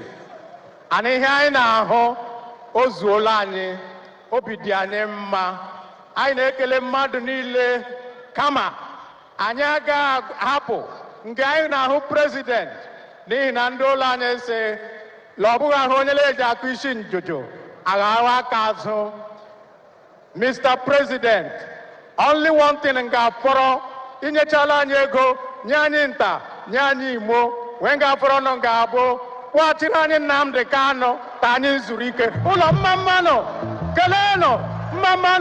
galeno ó rà bàbá tí wá kúrò lọ́dọ̀ àwọn Ìgbò ọ̀dọ̀ iye kan wọn náà là ń lọ lọ́dọ̀ Peter Obi èmi ò mọ̀ pé òun náà give speech lọ́jọ́ independence mo rò pé ààrẹ Tinubu nìkan ni ààyè gbà láti give speech ni Àsóbì náà give speech mo ní tàtíkù ńkọ́ wọn láti kó ráàyè ntí ẹ ó dà wọn ní lé bí young person ṣe ní gba tíkẹ́ẹ̀tì lọ́wọ́ rẹ̀ náà ẹgbẹ́ ADC mo wá ní kílò Òbí sọ tó yàtọ̀ sí ti ntá rẹ̀ sọ wọ́n lórin ìlú lé o kò sówó lóde wọ́n lòun lòbí ń kọ ọkùnrin ń kígbe obìnrin ń kígbe kálukú ló ń kígbe owó mo lóbi àti mọ̀ tẹ́lẹ̀ yóò mọ̀ wá gbogbo ọ̀nà tí yóò fi gbégi dí gbogbo ohun tí ààrẹ Tinubu sọ ni ẹ jẹ́ agbọ́n tí Òbí sọ ká tún tó wá gbọ́n táwọn èèyàn sọ lórí tààrẹ Tinubu tán ní the worst is over ṣé lóòótọ́ ni. Nigerians pay more for everything now and receive less. Passports, permits, electricity, petrol, food, rent, healthcare all cost more. Yet, oil supply remains unreliable, food insecurity deepens, UNICEF World Food Program project that 33 million Nigerians will face acute hunger in 2025. This government borrows recklessly, not for investment in productive infrastructure, but for wasteful consumption. Insecurity has further crippled our economy. Obi says the 2.5 years of the APC-led government has diminished Nigeria's status within the international community. He reflected on the promise of October 1st, 1960, when Nigeria emerged from colonial rule to global acclaim as an African power in the making. In 1999, we overcame military dictatorship and restored democracy, beginning a renewed journey towards prosperity, freedom, and justice. That journey helped us to build Africa's largest economy and strengthened our democratic journey. ó náà lẹ́tí gbọ́ lẹ́nu òbí oníkẹ́ẹ̀dá ọ̀rọ̀ ààrẹ yín nù o ó ní the worst is not over ó ní instead of that kẹ́ ẹ mọ̀ sọ wípé Tinubu government is worst ever. Mo ní worst wà nù méjèèjì àwọn ààrẹ Tinubu wọ́n láì gbọ́ búburú lẹ́nu abọ́ rẹ̀ wọ́n ní kò sí worst mọ́ Nàìjíríà ṣùgbọ́n òbí ní Tinubu government is worst ever. Kí wàásù nìkan ló sọ̀rọ̀ ọmọ Nàìjíríà kan náà gànù sí Mike ẹ bá ń tẹ́sí méjì péré láàlú pápápá ni àròjọ mùsùlùkùn. I listened to part of the president's speech, and I also listened to your review of your review of the speech itself. I must say, as a citizen, not just as a party, as an opposition party spokesperson, as a citizen of Nigeria, I must say that I'm profoundly disappointed because, and why do I say so? The 65th anniversary of a nation like Nigeria, or any nation at all, is quite significant. But listening to the president, you would think that what he was delivering was his budget speech or his annual performance review, rather than speaking to a history of a nation like Nigeria at this critical time. I was waiting for when the president will anchor everything he was saying within a historical context. But apparently, the president was not able to rise above the limitations of his administration. He saw it as an opportunity to campaign. He saw it as an opportunity to say, oh, this is what we have done, this is what we have done, this is what we have done. And if that is not bad enough, much of what the president claimed to have achieved, we can't deny some of them. But majority of what the president has said, you analyze that this president spent 30% of the speech talking about the economy. And most of what the president said regarding the economy does not reflect the reality of Nigeria. And if you go out and ask the press and ask Nigerians the meaning of, for me, the way I will sum it up is that yet again, the president's speechwriters fail to understand the historical significance of this moment. And in speaking about the economy especially, the president appeared to be speaking to economic experts and analysts rather than speaking to the reality of Nigerians. And it's quite shocking, profoundly shocking indeed, that the president spoke about, you said that the president spoke about security. Only 44% of his speech was dedicated to the insecurity in the country. I think there's something quite misaligned in the president speaking at this time and just mentioning insecurity in passing, when every single day Nigerians live in fear. We had the story of your colleague that was killed as a result of the armed robbery attack in Abuja, the seat of power, just a few kilometers away from the Asarok Villa. My state, Kwara State, used to be one of the safest states in the country. Now whole villages have been sacked and picked up in them. The president is talking about gallant soldiers. The number of our military men that are being killed every single day with impunity by bandits is unspeakable. And let us not make a mistake. Even the numbers that are being reported are grossly underreported if you know what is going on. So for me, I think it's a big disappointment that the president did not understand the historical significance of this moment. Ó ti ẹ̀jẹ̀ páwọn èèyàn sọ wọ́n nítorí pé ó jẹ́ ẹgbẹ́ opposition náà ni mo ní ẹnu ẹgbẹ́ opposition ló yẹ ká ti mọ́ gbóòótọ́ lóòótọ́ bó ṣe ń practice politics ní Nàìjíríà ó ní bó ṣe jẹ́ ṣùgbọ́n ẹnu ẹgbẹ́ opposition rèé wo ohun tí Kẹ́mi Badenoch kì í fojú Starmer rí ní UK opposition ni versus incumbent. Ṣùgbọ́n tó sọ tèmi kàn fẹ́ mẹ́nulé náà ni wípé nípa insecurity àti báwọn èèyàn ṣe ń kú ó yẹ ká rí lójú nínú speech ààrẹ Tinubu kan tiẹ̀ mọ́ kẹ́dùn nínú ọ̀rọ̀ wọn bọ́n tiẹ̀ sọ pé kán dìde ìṣẹ́jú kan fún wọn ó yẹ ká rí nínú ọ̀rọ̀ wọn wípé wọ́n rìpọ́ọ̀tù dáadáa fún wọn pé lóòótọ́ iye báyìí ṣùgbọ́n nígbà tán bá ń parọ́ fún wọn tí 20 kú tán lé èèyàn kan ló kú báwo ni ẹni tán sọ fún ṣe fẹ́ nímọ̀lára ẹ̀ tó ti fẹ́ gbéra sínú múùdù yẹn kò ní ìdí kan sẹ̀ gbéra wọn sínú múùdù yẹn ó yẹ kí múùdù yẹn ṣó lójú wọn. Ṣùgbọ́n ọ̀tọ̀ ni tí bàbá tá a fẹ́ gbé wá báyìí ọ̀tọ̀ ni tán sọ wọ́n ní irọ́ tán tó lóyìnbó pé ní falsehood gan tún le ju irọ́ lọ n tó jẹ́ irọ́ pátápátá wọ́n lòun làárẹ̀ Tinubu apá fún yín. thing. So in that speech, however, I see a lot of falsehood, manipulation of facts and figures. But anyway, 65 years of Nigeria, we shouldn't be looking at 65 years of independence, because we're not for 30 years or more, 35 years, we were under military rule. Our independence was actually, our democracy was suspended for those years. So we should be looking at Nigeria since 1999, really. And that's really where we can figure out whether we're doing well or not. 26 years. Yes. And what we have, frankly, if you look at what most observers have been saying, they've been consistent in saying that the 1999 Constitution is a fabrication of the military. It is a garrison mentality type of constitution. It does not represent democracy or growth. It has stifled our growth economically. It had made security worse. We have to restructure Nigeria. We have to review totally that 1999 Constitution before we begin to make progress. For 26 years now, because let's forget about the years before. For 26 years, we have been operating a constitution that has restrained economic growth by keeping most of the minerals in our country in what they call an exclusive list, controlled by the federal government. For that reason, we have not seen growth in Nigeria, because we have not gone into our resources to maximize our potential economically. We have depended on oil all these years.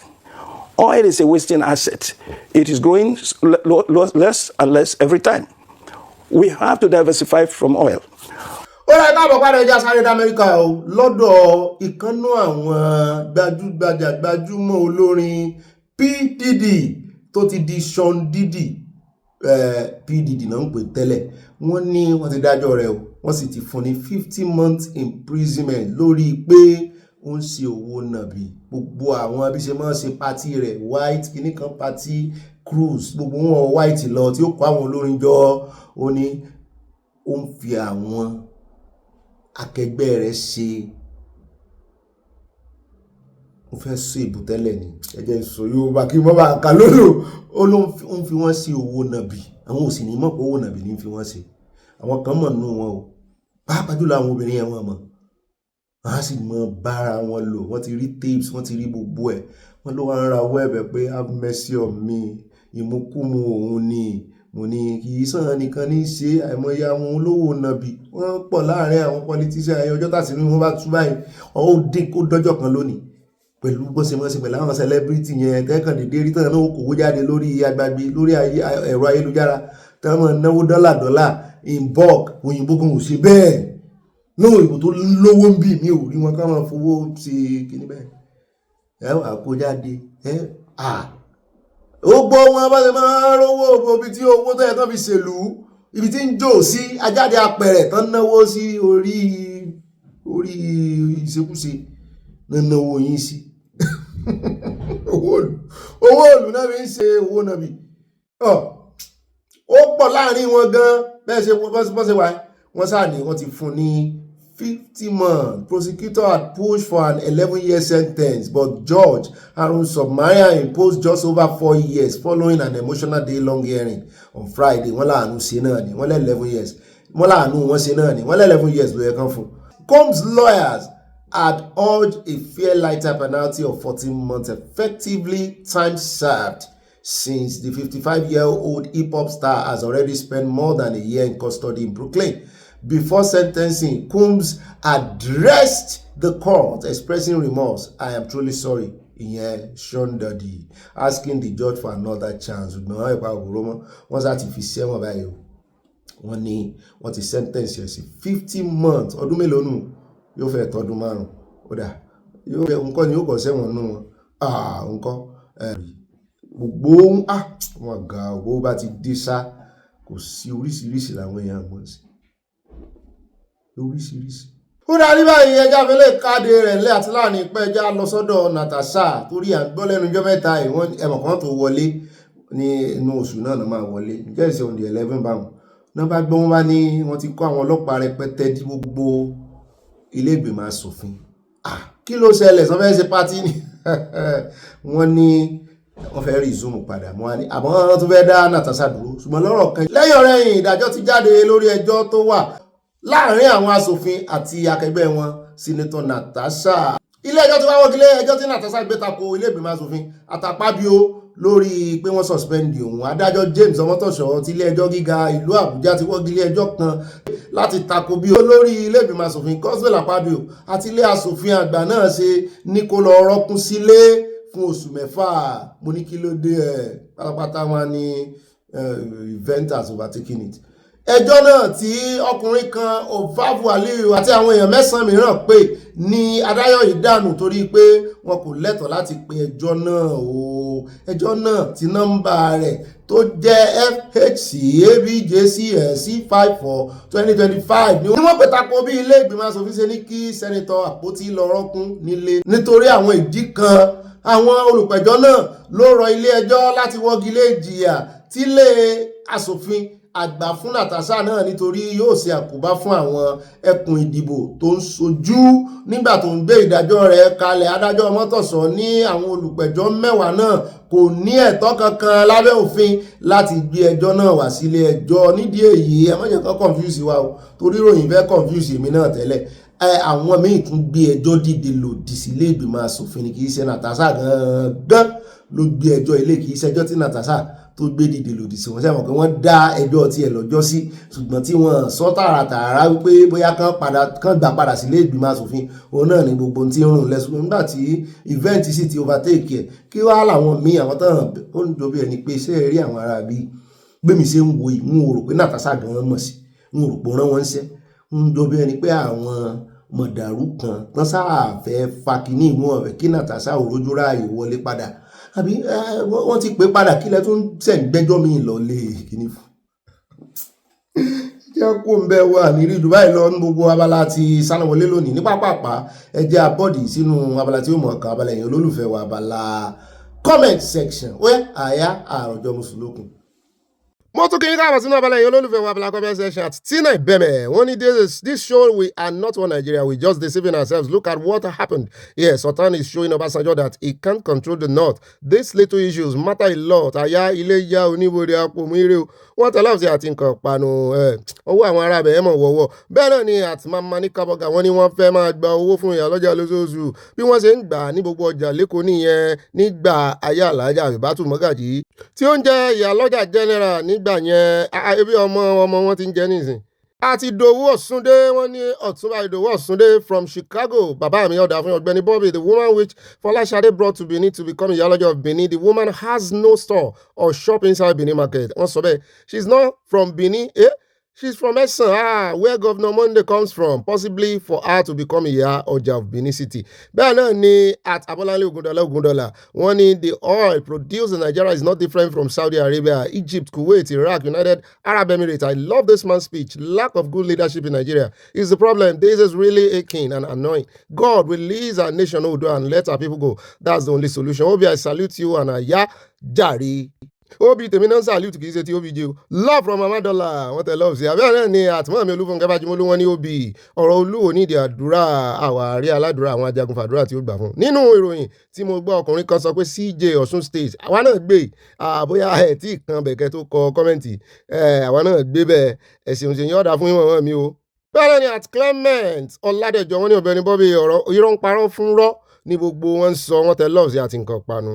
Mọ́mí Mọ̀dínà Alhaja Solomon wọ́n ní wonderful meeting not anything particular. At Timi Titus message tó bá gùn lónìí díẹ̀ láka ń bẹ́ ọ a summarize ẹ̀ ní. Wọ́n ní Mr. Bobby ẹ káàárọ̀ bá mi mo kí yín Emir Asokoto náà wà lára àwọn tó ń sponsor àwọn Boko Haram, so I want to ask, is it by force to marry or merge together? Even in normal marriage between man and woman have expiring dates when there is no love there again. There is no longer love between those tribes any longer. So what else are we waiting for? Kalawi, girl, about to continue in English. Tinubu to divide this geographical country now. Yoruba Odua nation no going back. Want to love that in Kapano. Bẹ́ẹ̀ ni at mọ́mí tó ìnáwó wọn ní ibà gébú mú mọ̀ pé máa fi mi pa. Ṣé ẹ̀rẹ́yìn àti bàbá mi orí ìzòrí ọ̀la máa sọ ẹ̀yin méjèèjì pọ̀. ẹ̀yin méjì tẹ́ mọ́ fi mí pa lórí ìkànnì rẹ̀. Bẹ́ẹ̀ ni ẹja tẹ̀wájú mọ́ mi ìyá Jésù mo ti dọ́dọ̀ yín jàre wọ́n fà mọ́ra at Up Alive with Evangelist Olúbùnmi wọ́n ní lóòótọ́ ni ìpàdé ọlọ́run ilé níbi àṣà wa ní tọ́níìkì ojoojúmọ́ ni ìgbà mìíràn máa gbọ́ máa pause máa tún padà síbẹ̀ even to write comment at times or respond a máa ń jẹun ní bíbá kan náà cake èso wáìnì àbí inú ìròyìn wo náà tún ti ń ṣerú ẹ̀ àti àwàdà amóríyá a sì ń kọ́ ẹ̀kọ́ lọ́dọ̀ ara wa yóò dáa fún ìmọ̀ mi bẹ́ẹ̀ náà ni àtìmọ́ mi Dorcas Odolu Atúnmíṣe wọ́n ní AI Jésù Kristi máa gba oúnjẹ lẹ́nu àwọn Kristẹni Áfíríkà o ní ilẹ̀ Áfíríkà àfojúdi ni a máa pè ní ìgbàgbọ́ tó fa jàǹbá chọ́ọ̀chì tó wó pànìyàn gbogbo àgbáyé lórí fídíò yìí tí àwọn apànìyàn gbé síta kì í ṣe USA nìkan from Providence Rhode Island gọ́ọ̀mẹ̀ntì ti gbàgbé gbogbo wọn ń dùn yàn lọ́rùn Nàìjíríà wọn ń ṣe wọ́n rò pé àwọn èèyàn ò rí. bẹ́ẹ̀ náà ni bá mi More Adéyẹmọ wọ́n ti ní mọ́kùnrin lóbìnrin mọ́ Ọ̀gbẹ́ni Bobby kudos to you o because you listen to your viewers' advice that if possible to skip the preamble song to save your viewers' data bẹ́ẹ̀ ni ẹ ṣe fún understanding yín. However, I told you time without number that I am a man not woman. ẹ gbà mí bẹ́ẹ̀ ni ògì iṣẹ́ yín nìkan o èrò pọ̀ níbi tí wọ́n máa ń rọ olú orúkọ wọn tí wọ́n máa ń pè lóbìnrin tó ọkùnrin ní á ṣùgbọ́n orúkọ ẹ̀ lèmi máa fi wò torí ẹ̀ nígbà míì ẹ̀ rí i pé mo ní sọ pé mọ́ mi ọba mi àìmọye obìnrin tí mò ń pè lọ́kùnrin tọ́kàn ń wò mí bẹ́ẹ̀ pé ẹ jẹ́ àfi Ọ̀gbẹ́ni ilẹ̀. However, wọ́n ní òbí mo máa fáìní yín tí ẹ bá tún pè mí lóbìnrin ó dáa máa tún pè àbí o Ìyáàfin Fáláyé mo ti dọ́dọ̀ yín wọ́n ní ibà some gift to Bobby may you live longer than the fathers of your forefathers sis àwọn ẹlẹ́mu yìí òyà mo rí kẹ́kẹ́ ológùrọ̀ oníkárí àlẹ́yìn òpèké náà fi gbé òpèké o. wọ́n ní ẹ ṣeun bí ẹ ṣe ń mú inú wa dùn Ọlọ́run ní mú inú wa dùn hàn mí ò yí bá paronu rẹ ayé yín kalẹ̀ o àmì o in Jesus name amen wọ́n tẹ̀lé ọ̀sẹ̀ you are highly carry mọ́ mi ní Canada sẹ́mu àjẹ́ àbálẹ̀ wà ń bẹ̀. bẹ́ẹ̀ náà ni àtọ̀ Lábọ̀dé Ọlájú wọn kí n tó mọ̀ pé obìnrin làwọn náà ọkùnrin mọ̀ wọ́n pè wọ́n tẹ́lẹ̀ wọ́n ní Ọ̀gbẹ́ni Bobby ẹ jọ̀wọ́ ẹ bá wa mú Olúwo so ó ti ṣetán láti kan àbùkù torí ẹ̀ lèmi ò ṣe fẹ́ ní kán mú so kó kàn lójú páálí ni lójú dọ́sìnì bẹ́ẹ̀ náà ni at Agnes Shelle wọ́n ní àyà please don't be annoyed with me for not mentioning your name àyà wọ́n dárúkọ tèmi àbánu comment ibi tán ti dákọ̀ mi rè wọ́n ní Ọ̀gbẹ́ni Bobby you are truly welcome to this program and funny presenter at Tóyìn Nọ́rì wọ́n ní àwọn ẹbọra ló sign amalgamation abẹ́ẹ̀rí mo ń ru ọ̀rọ̀ yẹn látàná látìgbà tí bàbá wa Zablabs wọ́n ti sọ fún wa wípé wo ló sign yẹn àwọn tán náà sign yẹn wo iye ọjọ́ orí wọn sí ìgbà tán náà sign yẹn ẹ já lọ tààràtàrà sí ọ̀dọ̀ máàmí wọn ní ibà yápè ibà fipàkà Olúwo got to the top with deceit gbogbo àwọn tó gbé dókè ìdí ọ̀tá rẹ̀ àyà rántí ìmáàmù tó sọ bẹ́ẹ̀ ni òyìnbó kan di wèrè nítorí kí Rashidi má lọ ṣẹ̀wọ̀n ní Canada gbogbo wọn náà máa yíwọ́ padà sí worst Rashidi gbé ogun lákàáyé òsì mọ́lẹ̀ inú ààfin sọnù sínú odò nítorí owó Saudi law of retributive of nature Olúwo your days are numbered ẹ̀san ti wọlé kankan àyàkùndóòsì fáànù ceiling fan lólúwo wọ́n ti paná díẹ̀ ẹ̀kan rí tíṣìn yìí ni ó ti jẹ́ tán. bẹ́ẹ̀ náà ni ẹja lọ tààràtààrà lọ sọ́dọ̀ at Abe Iyaloja wọ́n ní baba Lagos just need to disband these agberos wọ́n fẹ́ lò wọ́n fún 2027. bẹ́ẹ̀ náà ni àti tó ń ṣọ́gbẹ̀ tún wọn ní òbí ẹkú iṣẹ́ takuntakun Ọlọ́run wọn ní ẹjẹ́ kí o Ọlọ́run a máa bá wa ṣe àmì o àwọn orin ayọ̀ yìí ni ó máa jẹ́ kí a gbádùn ìròyìn ìdílé aláyọ̀ yìí gbogbo ìròyìn àrélù àti àjálù ti pọ̀jù Nàìjíríà ṣùgbọ́n pẹ̀lú àwàdà àti wẹ̀ẹ́dẹ̀ ló ń jẹ́ ká máa gbọ́ ìròyìn lójoojúmọ́ ayé kò ní kọ ohùn rẹ ní orúkọ Jésù àmì o mọ́ mi ẹ̀ bá wa kí àyà o wọ́n tẹ lọ́ọ̀sì àti nǹkan panu bẹ́ẹ̀ náà ni mo padà sọ́dọ̀ bá mi Abe Iyaloja mo gbàgbé nǹkan bẹ̀ wọ́n ní we need to see if the police deal with these agberos like EndSARS ló bá tán wọ́n ti invite ẹ̀ lóòótọ́ àwọn DSS ṣùgbọ́n kí lẹ́ expect. at Clement Ọládẹjọ wọ́n ní Ọ̀gbẹ́ni Bobby you cannot blame Queen Channel Chin former Oluwo queen if you watch the full video she cannot take Oluwo to court now but later it will happen when the next kingship throne gets to Oluwo's throne again those who watch the video and knows the story had voiced out. kí ló tí ò lè gbólùwò lọ kìíní sí.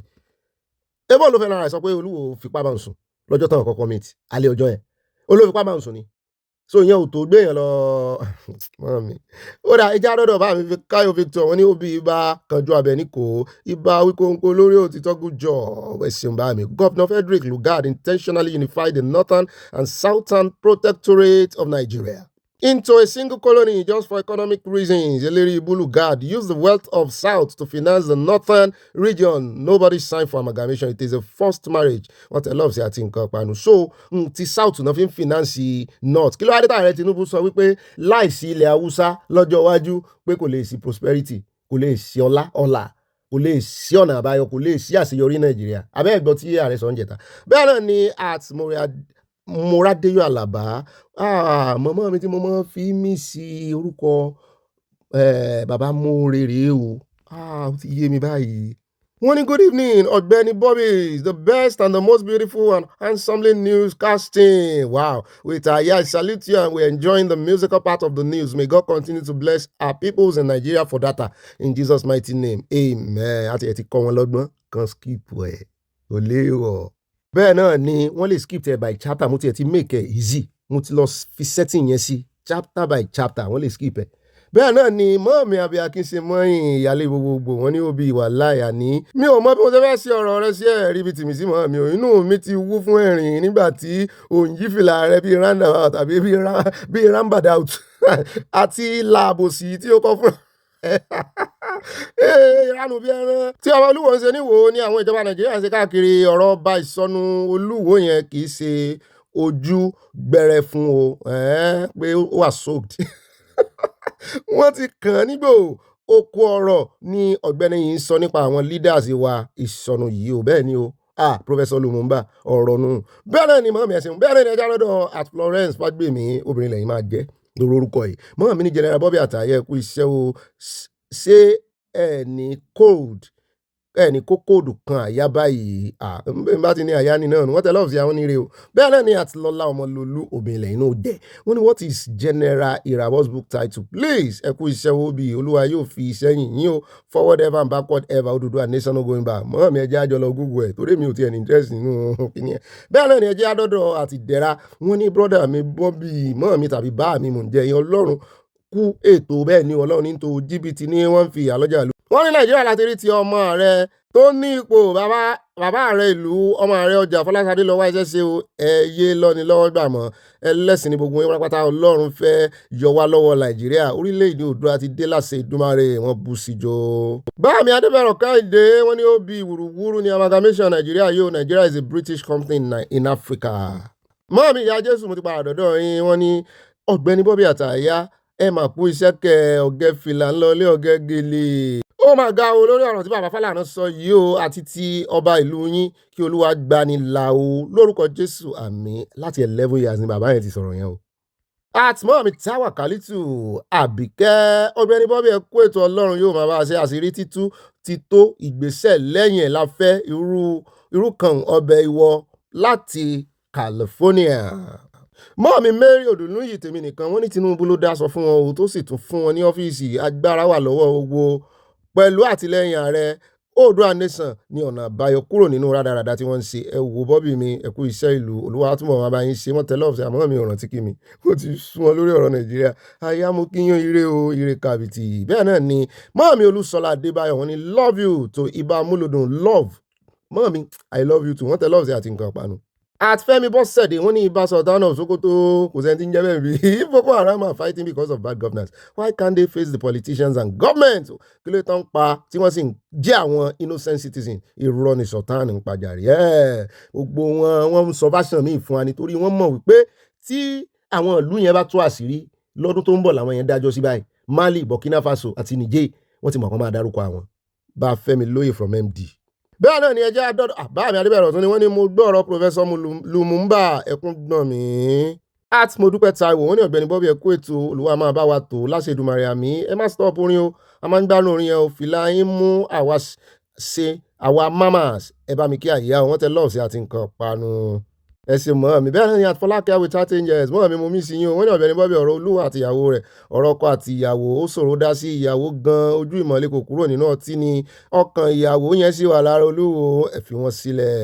Mọ́ mi Stella Odele wọ́n ní Ọ̀gbẹ́ni Bobby ẹ̀ka alẹ́ o ẹ̀ka alẹ́ mọ́ mi ẹ jọ̀ọ́ mo ní kí n já yín sí ni o. David Lammy mà ní UK deputy prime minister ní ìsìn nítorí ẹni tó wà ń bẹ̀ tẹ́lẹ̀ wọ́n ní kò san tax lórí second home tó ní tó torí ẹ̀ wọ́n ní kó resign ó dẹ̀ resign now the lami ló gba ipò yẹn o wọ́n tẹ love sí ẹ ṣeun ẹ̀yin ará UK náà lè fún wa ní first hand information wọ́n tẹ̀síwájú wọn ní Ọ̀gbẹ́ni Bobby ẹ jẹ́ ká sọ òtítọ́ ọkùnrin nọ́ọ̀tì yìí ò mọ nǹkan kan tó ń sọ kí ló dé tí gbogbo róòdù sì jẹ́ eléruku ṣé bí àwọn gómìnà yìí wá sí abroad ṣé wọ́n rí róòdù eléruku at 65 years it's a disgrace to our nation to their nation ẹ tó ti ń kóra yín mọ́ wọn tẹ love sí ààrẹ pẹ̀tẹ́ ẹ já lọ sọ́dọ̀ at Olúyẹmísí Abegunde, when Sultan is the godfather of Boko Haram, that was why he knows their intention that they are fighting for better life and bad governance, even when Buhari, their sponsor, was there. At Akinsowọn Mọ́túndé wow Akinsowọn. Ẹ ló Ọ̀gbẹ́ni Bobby ẹkú iṣẹ́ o ìròyìn o bóyá àwọn bàbá wa Adélabú àti Apálára ló bá wọn ṣe ni kò yé wa o. Mọ́mí Dorcas Jálò wọn ní dáálọ́ọ̀gì pẹ̀lú AI nínú ṣọ́ọ̀ṣì ó tún ga ní eléyìí ga ó lágbára. Bẹ́ẹ̀ náà ni mọ́mí Esther Sosan àwọn ní Ọ̀gbẹ́ni Bobby Olúwo mọ̀ wípé tí ọmọbìnrin yìí bá bóun sí ẹjọ́ ní Canada kò lè wọ Canada mọ́ nítorí ọmọ tó bí fún Olúwo kò lè lọ rí ní pásítọ̀tì rẹ̀ kò fẹ́ bá ìlú ọmọ rẹ̀ jẹ́. At bá mi Báyọ̀ Akínbálà àwọn ní brọ́dà mi Bobby ibà cowboy ètò ṣàprápráì wo bí Asitani of Sokoto ṣe ń gúnfẹ́ wèrè ọ̀rọ̀ tó ń sọ ó kún fún irọ́ àti ìgbéraga yẹn lèmi tiẹ̀ rí lójú ẹ̀ ó wà clear.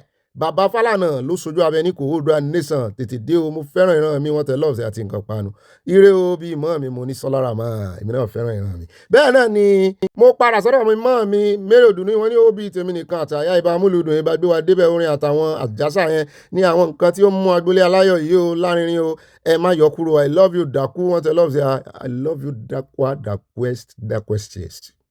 Mọ́ọ̀mí yọ̀dà fún yín slang àwọn ọmọ kéékèèké lẹ́sàn o bẹ́ẹ̀ náà ni mọ́ọ̀mí Josephine Aláwìyé wọn ní àbòsí àfipàkà òbí àtàyà mò ń gbádùn ìròyìn òtítọ́ yín Ọlọ́run yóò máa fún yín sọ wà mí o ó ń bá wa sọ ni mọ́ọ̀mí kó mọ̀ fún wa sọ a lè sọ̀sọ́kúsọ ṣùgbọ́n tó bá bá wa sọ àwọn point ni wọ́n ní ayọ̀ àtàlàfíà ẹlẹ́dàá yóò máa jẹ́ tiyín àmì Oòduà nation wema ẹlẹ́dàá ti gbàdúrà wa from London wọ́n tẹ̀ nǹkan paná sí àti love mọ́ọ̀mí Grace olùsòótọ́ wọ́n ní tí ó bá wọn àwọn ọmọ Yorùbá kí wọ́n máa wò kí Fúlàní fi ọgbọ́n àyínípadà gba ilẹ̀ mọ́ wa lọ́wọ́ tí ó bá dẹ̀ wò wá kí a la ojú sílẹ̀ kí tàlùbọ̀ kó sínú ojú náà ojú ràn gàdà méjìlẹ̀ yàbí wà dáadáa náà ló ṣe ṣùgbọ́n ó bani nínú jẹ́ gidigidi. Bami Olami Arab money wọ́n ní this Sultanu even get pride rádaràdà since Ọbásanjọ́ is also a ọmọ as well because this one really suits me. Wọ́n ní ọgbẹ́ ètò jàre Mr. Bobby kudos mo rí gbogbo ń tẹ̀ sí a. Bẹ́ẹ̀ náà ni àti Michael Olútúndé wọ́n ní Ọ̀gbẹ́ni Bobby mò ń gbádùn yín o ó tójọ́ mẹ́ta bá mi ó tójọ́ mẹ́ta o wá òótọ́ ni o ó tójọ́ mẹ́ta o bá mi ó tójọ́ mẹ́ta o. Ó pẹ́ tá a ti ṣe live show Ọlọ́run ọba. Bẹ́ẹ̀ náà ni mọ́mí Grace olùṣòtọ́ wọ́n ní kí á dìde pẹ̀lú Ìgbòho ṣá kí á mú iṣẹ́ ṣe kó tó pẹ́ jù fún kó wá wa ní kí agbára wa nítorí ó ń lọ nù Oòduà nation going back. Àtọmọlẹ́wà Adésọlá wọ́n ní Ọ̀gbẹ́ni Bobby ìdílé aláyọ̀ níbí o ẹ jọ̀wọ́ ẹ má skip orin o à ń gbádùn gbogbo ẹ̀ bí ẹ ṣe ń gbé fún wa o àwọn ti Nàìjíríà ni wọ́n lè skip ẹ̀ èèyàn lè fọwọ́ ara ẹ̀ skip ẹ̀. Bẹ́ẹ̀ ni àti Michael Junior wọ́n ní èmi ní Tóyìn ìyá Michael also known as hallelujah láti sùn lérè ìbà gbọ́nmábí wọn ṣé wá rí ayé Olúwo pé àfibi sólóore ni àṣé ọba Ẹlẹ́gùṣì ẹ máa bá ń fọwọ́ sí nẹ́ẹ̀sì mo fẹ́ sọ pé Ẹlẹ́gùṣì àṣé ọba Ẹlẹ́gùṣì ló fa ìyàwó fún un kí ló wá kan ọba Ọ̀ọ̀ni Ilé Ifẹ̀ ń bẹ́ẹ̀ ọba Olúwo Irọ́lábí ìyàwó Olúwo kò gbọ́n kò yẹ kí Olúwo padà wá Nàìjíríà mọ́ ẹ̀wọ̀n ló yẹ kó wà ní Canada báyìí ṣùgbọ́n ó ti fi owó tan ìyàwó kò sí ọ̀rọ̀ mọ́ bẹ́ẹ̀ náà ni ẹja wa lọ sọ́dọ̀ ọmọ mi Zawe Dada wọ́n ní bí wèrè bá ro ẹjọ́ wèrè kọ́ ni ó máa dá o ọjọ́ ń bọ̀ ní Olúwa wí there is time for everything on earth. Tí mo ti lọ́lá kọmọláfẹ́ wọ́n ní Bobby ọ̀rọ̀ gidi ní ọkùnrin yìí sọ àyà òkú iṣẹ́ oṣù yá tu gbogbo wa lára wà mí o wọ́n bú síjọ ayọ̀. Báàmí Adébọ̀rọ̀ Kẹ́hìndé wọ́n lẹ́mi tí mi ò mọ̀ túmọ̀ Òṣòdì wọ́n ní Òṣòdì túmọ̀ sí ó ṣe òdì you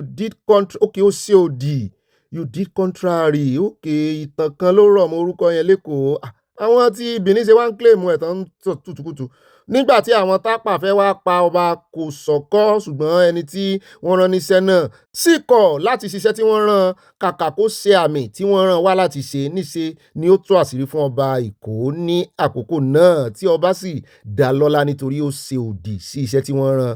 What is the story? That is the story that bring about Oṣòdì. Yóò sì dáa fún yín bàbá sọ ní ìsìn àní mọ̀ Ọlọ́run ló la béèrè question yẹn ó ṣe òdì yẹn ni Òṣòdì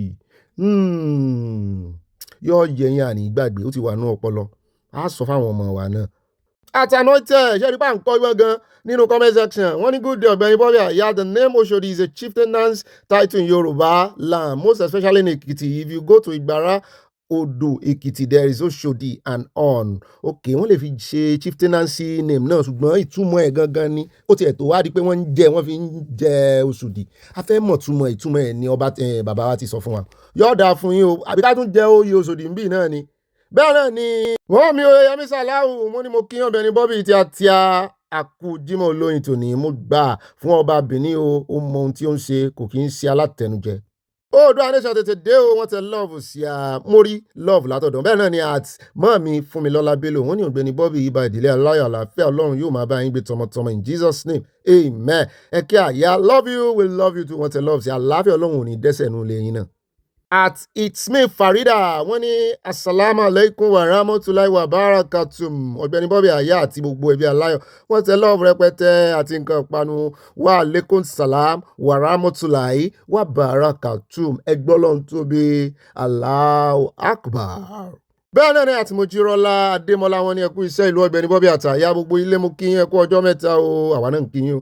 Wọ́n ní ẹkú iṣẹ́ ìlú o Ọ̀gbẹ́ni Bobby Aya gbogbo ilé mú kí yín o wọ́n kí gbogbo ilé náà o ẹkú ọjọ́ mẹ́ta o ẹ wo Ọlọ́run nìkan ló lè ṣàánú wa nílùú Nàìjíríà o àwọn olè ọ̀fọ́n ní gbogbo wọn àwọn nìyẹn Ọlọ́run nìyẹn. Ṣé bí àwọn ni wọ́n kó boko wọlé bẹ́ẹ̀ ni o wọ́n ní ire o wọ́n tẹ love sí àwọn orí fúláwà rẹpẹtẹ fúláwà ẹ̀pọ̀ olóòórùn dídùn ẹ jẹ́ wá lọ sọ́dọ̀ Mercy Power wọ́n ní Satani of Sokoto and all Northerners leaders know how to defend themselves against other tribes in Nigeria. God should help others tribe from all these supporting bandits Boko Haram and Fulani herdsmen in Nigeria. Mọ́àmí Olúṣọlá Adébáyọ̀ wọn ní ẹnu òpùrọ̀ kì í ṣẹ̀jẹ̀ òpùrọ̀ pọ́nbélé lórí ọ̀rọ̀ jihadist tó sọ ọ̀tọ̀ ní nǹkan tí ó wà nínú rẹ̀ ọ̀tọ̀ ló ń sọ jáde nítorí ojú ti ka mọ́ ẹnu ẹ̀ ló wà yẹn pàtàn Sátánì ni wọ́n kí lórí sọ sí Rebecca tí wọ́n sun lóòyẹ̀ nǹkan ó sọ ó ní èèyàn lè pààyàn ṣùgbọ́n ó ní process ẹ gbọ́ dáadáa ni ó náà lè pààyàn ó ní ṣùgbọ́n ó ní process. Báàmí Fọlọ́run sọ wọ́n ní Ọ̀gbẹ́ni Bobby ẹ kú ètò Báàmí Fọlọ́run sọ ta ní mọ̀lá kí n porúkọ yín délẹ̀ wọ́n ní ẹ kú ètò Ọlọ́run ní tòsí ìgbà tí wọ́n fẹ́ pa àwọn ọmọ Yorùbá Kwara tán ló ṣẹ̀ṣẹ̀ mọ̀ pé ó yẹ láti lọ bẹ̀ wọ́n wò Bobby sọ tán mọ̀ nípa iṣẹ́ burúkú tí àwọn jihadis ń ṣe olódò idẹ bá wa pé Nàìjíríà ó tó gẹ́ o a ò bá àwọn ẹni ibi ṣe mọ́ Oòduà Nation no going back wọ́n tẹ lọ́ọ̀fù sí àti nǹkan panu. Mọ́ mi ìyàwó mi títí ayọ̀ ìbànjú wọn ní ọ̀dọ̀ mi lẹ́yìn fìlà sí wúrè ó di pàkàbò sí gbébòrùn. Mọ́ mi Dorcas Jalo wọ́n ní èmi ń gbádùn Ọ̀gbẹ́ni Bobby o èmi ìyá Bobby ní Netherlands wọ́n tẹ lọ́ọ̀fù sí àwọn bú sẹ́rìn ayọ̀. Kemo Blonsky wọ́n ní always feel more important than the rest ẹ̀bí yín kọ́ ṣebí Yorùbá gọ̀ Sultan of Sokoto you are not bigger or valuable than the rest sure. Ẹ wo tó fẹ́ parun ìgbéraga yẹn ó ṣò gan azin ó ṣò gan kì í ṣe pé ìgbéraga tọmọ Ìgbò yàtọ̀ o ìgbéraga tiẹ̀ ni pé bó ṣe wà yẹn òun ló ń di Nàìjíríà mú.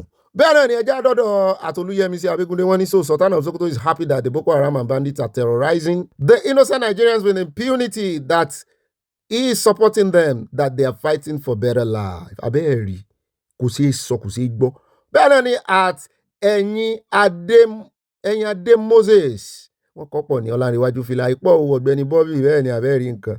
Ó lára káàbọ̀ padà ó ìwọ náà wá nǹkan fìdílé ká wá gbé àwọn olólùfẹ́ wa débẹ̀ ó yá ẹ̀yin náà wá nǹkan tẹ́ẹ̀mọ̀ fi sọ̀rọ̀ àjìjà ẹ wá nǹkan tẹ́ẹ̀mọ̀ fi tì sọ̀hún ní nǹkan olómi tútù káwọn ọmọ ẹgbẹ́ yín débẹ̀ gbogbo tá ti mẹ́nubà nǹkan ìjèjì alákọ̀ọ́kọ́ ń bẹ̀ ẹjẹ́ àkọ́kọ́ dé ọ̀dọ̀ Aláàfin of Ọ̀yọ́ àti Ìbà Gani àti Afẹ́nifẹ́re àti àwọn gómìnà Southwest wọn náà ti ń gbégbèsè lórí ọ̀rọ̀ security bó ṣe ń rùn dọ́dọ̀ àwọn ẹ̀ wọ́n ló rùn tó jóná ni kìí sí òórùn tó fanimorous wọ́n ní àkóbá ni ó jẹ́ mọ́lódà wọ́n ní bí ìkọlù àwọn agbébọn ṣe gbilẹ̀ láwọn apá kan nípínlẹ̀ Kwara lẹ́nu ọjọ́ mẹ́ta yìí wọ́n ní kò tẹ́ àwọn àgbààgbà ilẹ̀ Yorùbá a sì ń pè wọ́n jí lójú oorun wọn náà ti wá jí báyìí òmò ló ti ẹ̀dá Aláàfin Ọ̀yọ́ wọ́n ní wọ́n ṣèlérí ìrànwọ́ ààbò fún Kwara báwọn ọmọ ogun kódà Aláàfin ti ìlú Ọ̀yọ́ ọba Akeem Ọwádé ti ṣèlérí láti ṣiṣẹ́ pọ̀ pẹ̀lú ìjọba gómìnà ìpínlẹ̀ Kwara Abdulrazak Abdulrahman lórí ìkọlù àwọn agbébọn nílùú náà. O àtẹ̀jáde tí akọ̀wé ìròyìn Aláàfin Bọ̀dé Dúrójayé fi síta lọ́jọ́bọ̀ ṣàlàyé pé kábíyèsí ti kàn sí gómìnà Abdulrazak lórí ọ̀nà tó dára jù láti tán ìṣòro yìí. Wọ́n ní wọ́n gbà wọ́n yànjú àti pé gómìnà pàápàá ti fi dá Aláàfin lójú pé ikọ̀ ológun púpọ̀ ni wọ́n ti fi ránṣẹ́ sí Kwara láti kojú ìkọlù náà.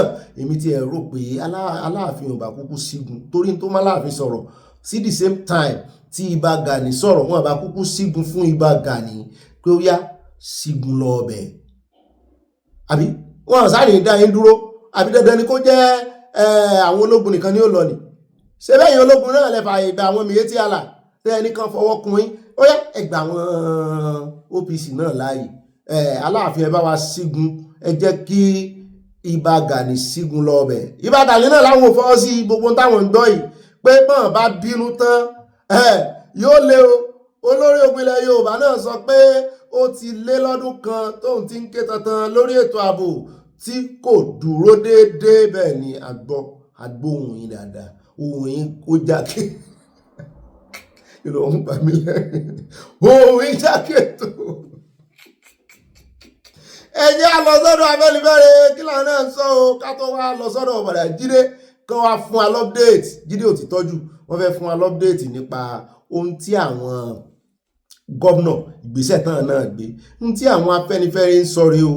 Wọ́n ní the Pan Yorùbá Social Political Organization Afẹ́nifẹ́re lọ́jọ́ Friday àná ni wọ́n ti ṣe ìkìlọ̀ wípé gbogbo bó ṣe ń pààyàn Kwara àti Kogi pàápàá jùlọ ní ìgà táwọn Yorùbá ń bẹ̀ wípé ó ń kọ àwọn lóminú o wípé yóò sì lẹ́yìn o bíjọba ọba tètè gbé ìgbésẹ̀ lórí àwọn tẹ́rọ́rìsì. Wọ́n ní nínú àtẹ̀jáde tán fi jáde látẹnu National Publicity Secretary Jare Ajayi nìbàdàn wọ́n ní ibẹ̀ ni wọ́n ti sọ wípé àwọn kọ́kọ́ ti ẹ̀ bá àwọn tí ọ̀rọ̀ ìkàn ọ̀bọ̀n kẹ́dùn àti ìjọba ìpínlẹ̀ Kwara. Afẹ́nifẹ́re wọ́n ti àtẹnumọ́ rẹ̀ wípé gbogbo àwọn agbègbè gbogbo ìlú tí wọ́n ti ń lé àwọn èèyàn táwọn èèyàn ti sá lọ ní Kwara àti Kogi wọ́n ní ọ̀nà tí wọ́n fi operate táwọn terrorists fi operate ní Kwara yìí tó mú àwọn èèyàn sá lọ wọ́n ní ó kọjá bẹ́ẹ̀ o wọ́n ní ó kọjá pé kidnapping ò pé wọ́n kàn jiyàn gbé o for ransom o. Wọ́n ní the method of operation of the terrorists in Kwara went beyond those who are kidnapping for ransom or are just interested in finding fodder for their livestock. Wọ́n kàn kọjá pé wọ́n ń darán kiri wọ́n kàn pààyàn. The type of weapons they use, the daring do manner with which they attack and the intensity of the damage they cause clearly indicate that they have very powerful people sponsoring them both locally and internationally. The usage of the adjective very here was deliberate with a view of underlying the deep involvement of power interests locally and internationally in the life-taking experiences we are having presently. So-called illegal miners, etc., could be suspected here. Kwara, known as State of Harmony, was lately invaded with life lost, properties destroyed, and social-economic activities severely disrupted. However, those supporting, collaborating, and sponsoring the evildoers need to remember that when the country is destabilized, they are not going to be immune. What is happening in Afghanistan presently and what has been happening since the unwarranted ousting àti ìbátan ti pa Muammar Gaddafi of Libya should serve a notice of warning. Ẹjẹ́ àdọ́dọ̀ Bọ̀dà Jídé ti tọ́jú wọ́n gbé adébẹ̀dù ohun tí Afẹ́nifẹ́re ń sọ ìlọ ọ̀rọ̀ àtijọ́ l'Afẹ́nifẹ́re tún mẹ́nu lé ìjà rẹ̀. Ẹ bá ń dọ́dọ̀ ẹ bá ń gbé sí Bọ̀dà Jídé ti tọ́jú kí làwọn gómìnà ilẹ̀ Yorùbá ń sọ ìpàdé wo náà sí. What is going on in Kwara State was not what anybody expected. Exactly. Kwara State is now under siege from Kwara South, from Kwara North. So it's not. So it's like Kwara Central that is hemmed in between, and that is urban centers like Ilorin and the rest of them. So we came to people as a rude shock. If attacks happen in Kwara North, it will not surprise some of us because of the closeness of Kwara North to the main strongholds of bandits, like Bogu, for example, in Niger State. She has boundary with Kwara. It used to be part of Kwara State. So if bandits are operating in that area, it won't come to me as a surprise. But to come to Kwara South and to perpetrate the kind of illegalities that are perpetrating, they're killing some people. People didn't expect it. And from Kwara South, you move straight into Kogi State. Yes. Beginning with the Egbe. From Egbe, we go all the way down. So there's enough reason to be worried. And those communities are also not far from the southwest. So the fear now is that if efforts are not made to defeat them within Kwara and block their routes of escape, they are going to come into the southwest. If these southwest governors don't sit up, limit their journeys to Abuja in the manner that makes you ask, what are they looking for? So focus on their state and try to protect their states. By the time these people come in, it may be difficult for us to push them out. First thing is for the governors to realize that they are already in trouble. Now, I think we know. They still, I'm not sure, they don't know the scale of it. And I'm going to go back into something. I belong to the Odua People's Congress, OPC. And these are things that the now Ààrẹ Ọ̀nà Kakanfò of Yoruba land, Ìbà Gani Adams, has been saying in the last 10 years. The first place where they were cited was in Oyo North. That was why when that conflagration happened that involved Sunday Igboho, we were not surprised. Because that was where they were going to use. At some point also, these people were cited in the Oderemo area, which is the toll gates, the old toll gate, close to the old toll gate. They were cited there, but they were routed quickly out of that place by the OPC. It was very smooth. But the warning that they were coming into the southwest through Oyo North, governors did not pay attention to that. And that was why there was that huge confrontation. Kwara and Kogi too, there was that warning because the OPC has always been saying, see, everywhere there is a settlement of the Yorubas, it will always intervene, whether it is once, even if it is classified as not, but that's not central. So it's that organization covers Kwara and Kogi State too. So it has been that warning. Watch it, these people are moving.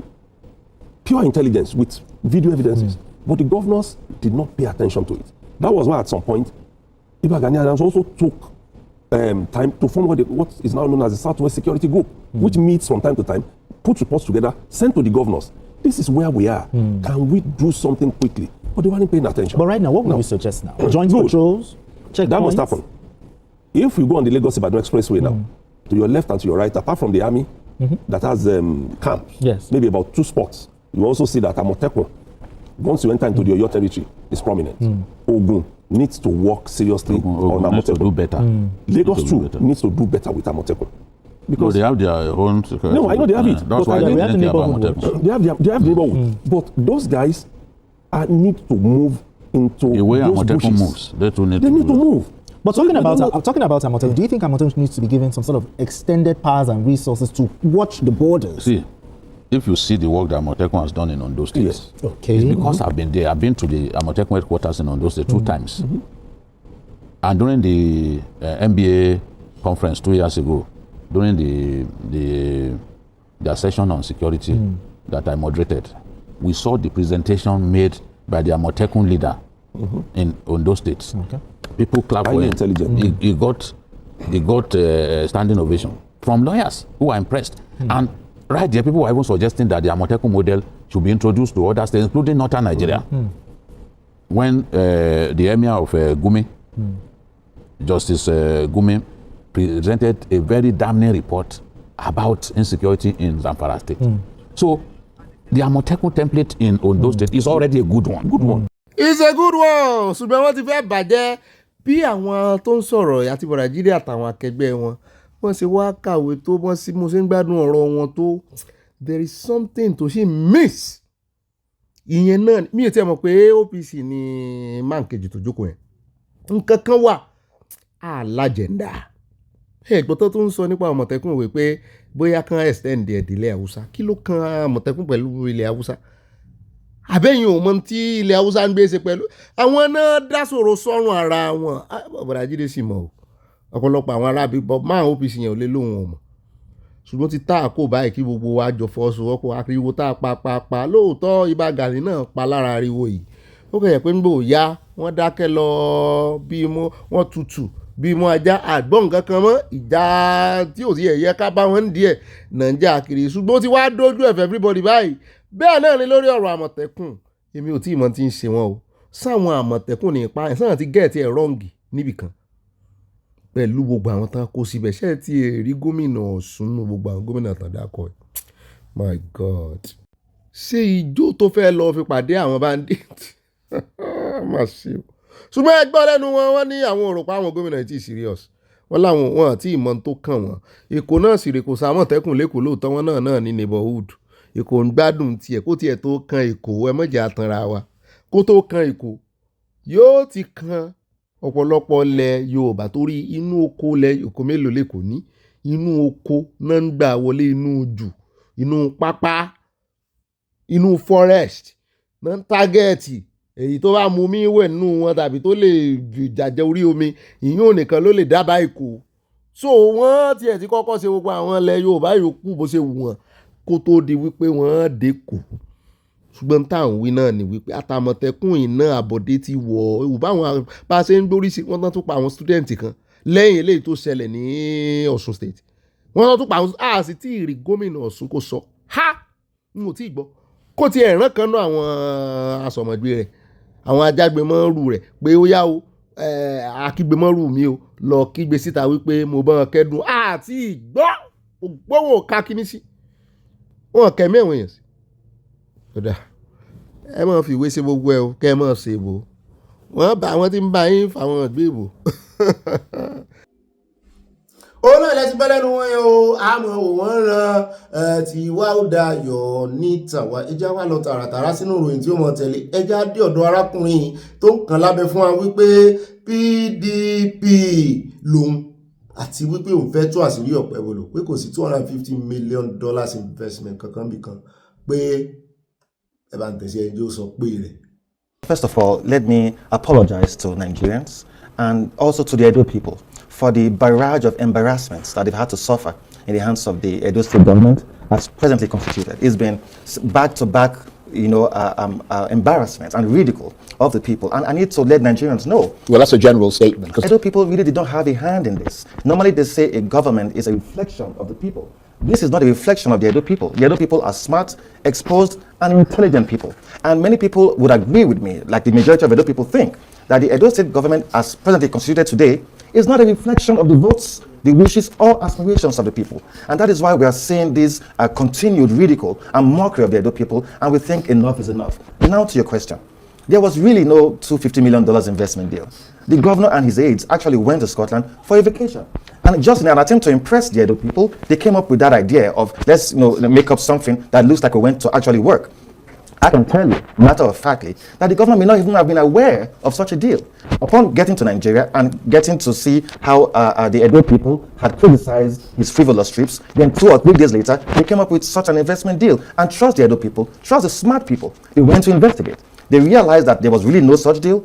How do you mean they went? Who went to investigate? I mean, Edo people generally. Yeah, but did the PDP investigate? Oh, yes, we did. And we had independent Edo people go ahead to do their own investigations. I mean, it doesn't cost nothing to check how long a website has been created. Yeah, but if somebody says they checked, yes, and comes up with their own assessment based on whatever colorations they have, you're the constituted opposition. Yes. Did you check? Absolutely we did. Right. Okay. As a political party we did, and as individuals we did. Right. We called the number on the website of the so-called organization, and one lady from Ibadan or somewhere in the southwest was speaking to us. Is that an organization who has the capacity to give $250 million in investment? What were the terms and conditions? And it would amaze you that it's been several days after, not a comment has been made by the governor or his aides. Are they afraid to confront the Edo people? Are they afraid to tell us the truth? Because we can clearly see that this was just a fallacy, this was just a fraud. And I understand that he wants to make the people feel that he has a capacity to lead. I understand he wants to try to impress the people and impress the president, because the moment you give my governor the microphone, the next 2 minutes he's talking about 2.5 million votes for Mr. President. And that is laughable, and that even annoys the people, because Edo State does not have 2.5 million registered voters with the PVC. So where does he get these figures from? And many people, even in government, are suggesting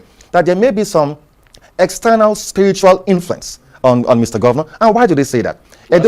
No. That is what we hear from even some of those in government circles. And they have reasons to say that. Edo State has 18 local government councils. In the last several months, the governor has sent over almost 40 names as commissioner nominees to the House of Assembly. Edo State will end up having the largest exco in Nigeria in the state of just 18 local government councils. If the opposition is driven by politics, not facts, then show us the facts. Show the people the facts. Where was this deal really signed? What were the terms and conditions of this deal? Normally, when a subnational is signing a deal with an international partner or another nation, there are terms and conditions. Okay, as a state, this is what our involvement is going to be. We're going to bring 10%. Yeah, but we're going to give them land. The thing has been reported. Supposedly should lead the Edo people. And if the Edo people are seeking for information, we have the rights, we have the imprimatur to have those information. So if the people are bereft of what government is talking about, then from whence comes these figures and these assertions that they're making? Right. Not a single aide of the governor or even the commissioner for information has come to address the Edo people on this burning issue. Yeah, but what has amazed most people is the fraud behind the Euro-Africa system. Alleged fraud. Well, that is, we believe very strongly that it was all fraud because, one, the email of such an organization, bounces back mails that are sent to it.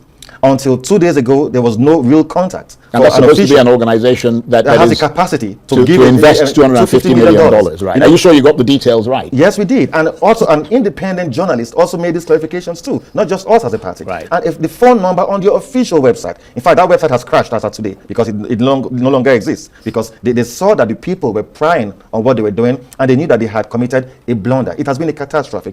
Edo has become the laughingstock of the nation. We used to be the cynosure of all eyes. We had a government before now that we had quintessential scholars in government, but today we have more or less jokers who cannot even articulate programs or policies of the government body.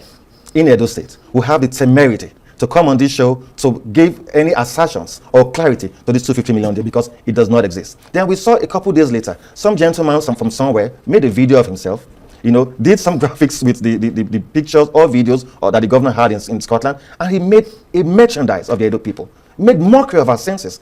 I mean, it is really sad and annoying that we've gotten to this level. We've become a global shame. People see me at the airport now and they offer their condolences as though somebody has died just because they know I'm from Edo State. My fellow commissioners, my former colleagues, they send me messages and they say, our thoughts and prayers are with you. Imagine what Edo State has become. And I find it really sad. And I would think that His Excellency the Governor, I have enormous respect for the office of the Governor, but I think he would have to rejig his communication team. He would have to rejig his strategy to communicate with the Edo people. So you have respect for the office of the governor, Absolutely. but not the particular governor because himself. The man who is governor today, His Excellency Senator Mondo Ogbeni, did not get the imprimatur of the Edo people at the elections. Right. But I mean, the majority of Edo people think, and that's why they are very upset with the federal government, that the federal government imposed an individual to govern them, and that was not a reflection of their votes. And that is why the APC would certainly not get votes at the next general elections. Right. Well, it's clear that he's making up stories. If they were not stories, you would have expected that a government would have been able to have engaged with the opposition. If we have said you have lied, then show us some facts, show us some evidence. Yeah, but they could say the same thing about you. They could say that if you are suggesting that with this particular deal, they are out of bounds and beyond the pale, the burden is upon you to prove that they've done something wrong. That is exactly and they say, prove it. Prove that. I mean, you're doubting them. Where is the evidence that you have that is doubting? Well, Charles, it's easy. The only way we could prove is to interrogate the source where the $250 million allegedly was to come from, and we did. And it's a website that has a phone number of some stranger somewhere, a website whose email does not work. A website that was formed just about 6 months ago cannot, for the life of me, have the capacity to loan or to invest $250 million in any subnational. So it was commonsensical for anybody to investigate that. And we were thinking that instead of making such of the whole story, they could have told us that, well, the governor went for a vacation, he was away for 2 weeks, and he's back to the state. That would have made more sense to the people. That would have given the people some respect, but not to lie to them as though they don't matter. And it's clear that we don't matter to the Edo State governor, because the moment he's giving the microphone, he's talking about 2.5 million votes for President Bola Ahmed Tinubu, who majority of the Edo people think has the federal government has been a catastrophe. That's what we think, and I want to let the president know. One, Edo State does not have 2.5 million votes for you. We do not even have 2.5 million registered voters with PVCs. That's number one. When the governor comes to tell you those lies, let him know that you have been better informed. Number two, Governor Mondo Ogbeni would have to de-escalate and reduce rising ethnic tensions in the state. It has never been this bad. We have unprecedented ethnocentric chauvinism in Edo State today, and people are getting even more divided. The anger is palpable, and we think that as the leader of the state, unfortunately so, he has a duty to calm frayed nerves and to do right by the Edo people. And number three, the president will have to call his daughter to order. Quite sadly, she made a desecration of the land yesterday. She made ridicule of our culture and made mockery of our tradition by coming to coronate a market leader in Edo State. We have never had an Iyaloja in Edo State. It's alien to the people, it's alien to the culture. Even when the Oba of Benin had admonished against it, they went ahead to do a coronation. We can't have two kings or two people with crowns in one kingdom. And we must call that order because there will be political consequences. Right. Well, there's a eléyìí alẹ́ kókó alẹ́ ó lẹ́sìn gbọ́ yẹn o ọ̀rọ̀ ti Fọláṣadé ni mo fẹ́ mẹ́nubà tí ọba ti sọ̀rọ̀ wípé ó wà ilé ẹ̀ wọ́n sì ní ó go ahead ó sì rèé fi ẹni yẹn jẹ́ òun náà ni àwọn ará Ẹdó ti wá ń kìlọ̀ báyìí kó máa ní political consequences tó máa rò pọ́n nìkan náà gbé political power lọ́wọ́ pé ọba àwọn tó bá sọ fáwọn làwọn ó ṣe pé gbogbo eléyìí tán ń ṣe ọ̀dọ́ ẹni yẹn súnmọ́ pẹ́ bolo bẹ́ẹ̀ náà sì ni ọmọ ààrẹ náà ń halẹ̀ ṣùgbọ́n kán gbàgbé wípé agbára wà lọ́wọ́ àwọn ará Ẹdó wọn láwọn èsì ìṣe Yorùbá pé táwọn bá fẹnu kò sí làwọn máa ṣe nídìí èyí kí lẹ́yìn lérò bó o lọ́ba ó ṣe pàṣẹ tí ọmọ ààrẹ torí pé ẹjọ́ ọmọ ààrẹ tẹ́sì rèé máa yẹ àṣẹ ọba lẹ́nu wò pé ó sọ tiẹ̀ dànù níjàre abẹ́wàá rí impunity pé ó pọ̀ gan rẹpẹtẹ impunity pọ̀ gan kán bá ti kúrò lẹ́dó kan jọ kán gba Sókótó lọ afẹ́ kan lọ yan Ìyálọ́jà náà ní kán pè ní Sókótó kán lọ kí àǹtí Ṣadé lọ Sókótó kán lọ yan Ìyálọ́jà kán gba Ìlọrin lọ náà kán lọ yan Ìyálọ́jà general kán gba gbogbo everywhere lọ kán lọ yan Ìyálọ́jà general bóyá wọ́n sì gbalẹ̀ ìgbìmọ̀ asòfin lọ wọ́n nìkan máa fi sínú law inú constitution Nàìjíríà ó mà ṣe fún Nàìjíríà o. ẹ má gbàgbé káwọn padà ń bọ̀ lọ́dọ̀ Jonathan o òun ti Buhari ọ̀rọ̀ tó sọ ọ́ lẹ̀ ó ń jára ìrìn ó ń fa rògbòdìyàn jẹ́ wá lọ tààràtààrà sí ọ̀dọ̀ àwọn ọlọ́pàá lẹ́kọ̀ọ́ níbi tí wọ́n ní àwọn ti ya bo ibùba àwọn ọ̀gárá ọlọ́ṣà pé àwọn rí nǹkan gbà lọ́wọ́ wọn.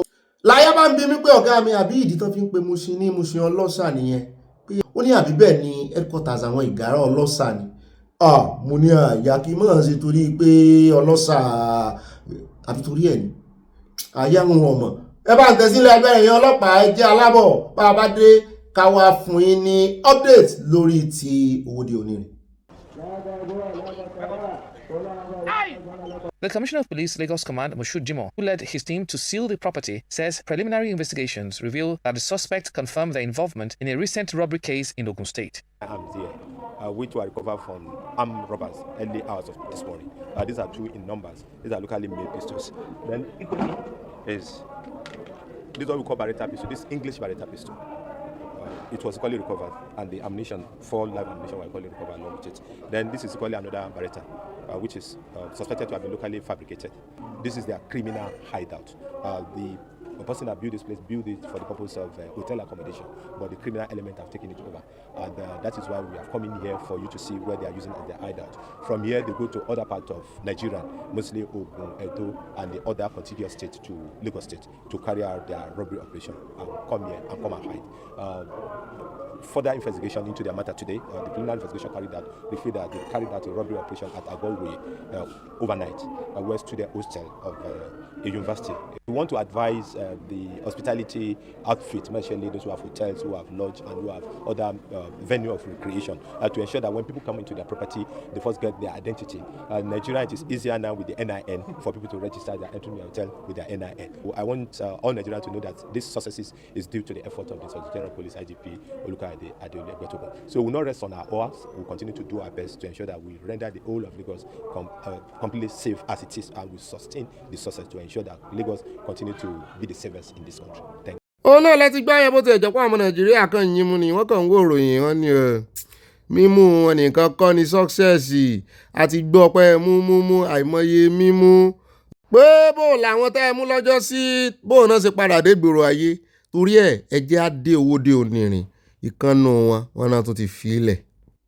ẹ káàbọ̀ padà update náà fún yín wọ́n fi bọ̀n yín gbogbo ìbọn lè wọ́n tán gbà ń bẹ̀ èyí tán ṣe lókàlì ẹjẹ́ wá Owódé Onírin níbi tá a ti ń gbọ́ tán sọ wípé wọ́n ti tú àwọn ọlọ́pàá tọ́wọ́ bà lẹ́yìn arákùnrin tán ni wọ́n ń wá lọ́jọ́ sí tí wọ́n ní ìṣẹ̀lẹ̀ láabi ṣẹlẹ̀ l'Owódé Onírin wípé òun ló sì rè kọ́lọ́pàá ní Nasarawa poli ní àwọn ọlọ́pàá Nàìjíríà wọ́n ti tú àwọn ọlọ́pàá tí wọ́n fẹ̀sùn kàn wí pé àwọn ni wọ́n pa àwọn olùdókòwò àwọn tí ń tajà nínú owóde onírin àwọn 7 pé wọ́n ti tú wọn lẹ̀ o. Iléeṣẹ́ ìròyìn Saturday Punch àwọn náà ní ìròyìn yìí o. Wọ́n ní correspondence àwọn èèyàn oníròyìn àwọn ló sọ bẹ́ẹ̀ pé òun ló gather evidences wípé suspected land grabber ìyẹn ajagunbalẹ̀ ìyẹn tí àwọn ọlọ́pàá declare pé wọ́n wá lọ́jọ́ sí wọ́n ní wọ́n ti release ẹ̀ on bail. Families of the deceased said they were being asked to pay huge sums for post. Wọ́n wá tún sọ wọ́n ní kò tán síbẹ̀ wọ́n ní wọ́n tún wá ń béèrè owó tabua owó gọbọi lọ́wọ́ àwọn ẹbí àwọn tí èèyàn wọn kú tán pa àwọn èèyàn wọn kì í tiẹ̀ sí téèyàn wọn kú wọ́n pa wọn ni nínú ìṣẹ̀lẹ̀ náà wípé kàn tó release body wọn for post-mortem pé wọ́n máa san owó gọbọi lọ́sítù nù wò. Wọ́n ní ṣọ́ọ̀ṣì àwọn sọ wípé àwọn ọlọ́pàá mẹ́tẹ̀ẹ̀ta tí wọ́n involve nínú ìṣẹ̀lẹ̀ náà tán kó lọ sábùjá tán sọ pé kó lọ sábùjá tán sọ ìyá àsìnbẹ̀ nígbà tán kọ́ lọ. Wọ́n ní instead of facing trial in Lagos tí wọ́n kún ara Àbújá táwọn èèyàn pariwo pé kí ló tẹ́ kún wọn lọ Àbújá ebe kò náà ti dáràn. Wọ́n ní the policemen were from Nasarawa command. They were brought from their state to Lagos by the suspected land grabber. Lẹ́yìn ìbátan pààyàn tán they were taken to Abuja for an orderly room trial but the provost feed them on claims of self-defense. Wọ́n ní wọ́n ti tú wọn lẹ̀ nítorí pé nígbà tán bí wọ́n lẹ́jọ́ wọ́n náà sọ wípé àwọn self-defense ara wọn ni ṣùgbọ́n wọ́n bí wọ́n wípé kí ló lè tẹ̀ kọjá jurisdiction yìí kí ló lè tẹ̀ tẹ̀lé mọ́ onílẹ̀ ṣùgbọ́n ẹ mọ̀ wípé láìpẹ́ yìí ni ọ̀gá àwọn IGP sọ wípé ọlọ́pàá tán bá gbọ́ pé ó tẹ̀lé ọmọ onílẹ̀ rèé jagunbalẹ̀ wípé kélé ó gbé. Ṣùgbọ́n human rights lawyer Fẹ́mi Fálànà wọ́n ní wọ́n ti fẹnu sọ̀rọ̀ ìmọ̀ ló ti ẹ̀dá wọ́n ti condemn ìṣẹ̀lẹ̀ yìí saying his chamber was ready to prosecute the suspect.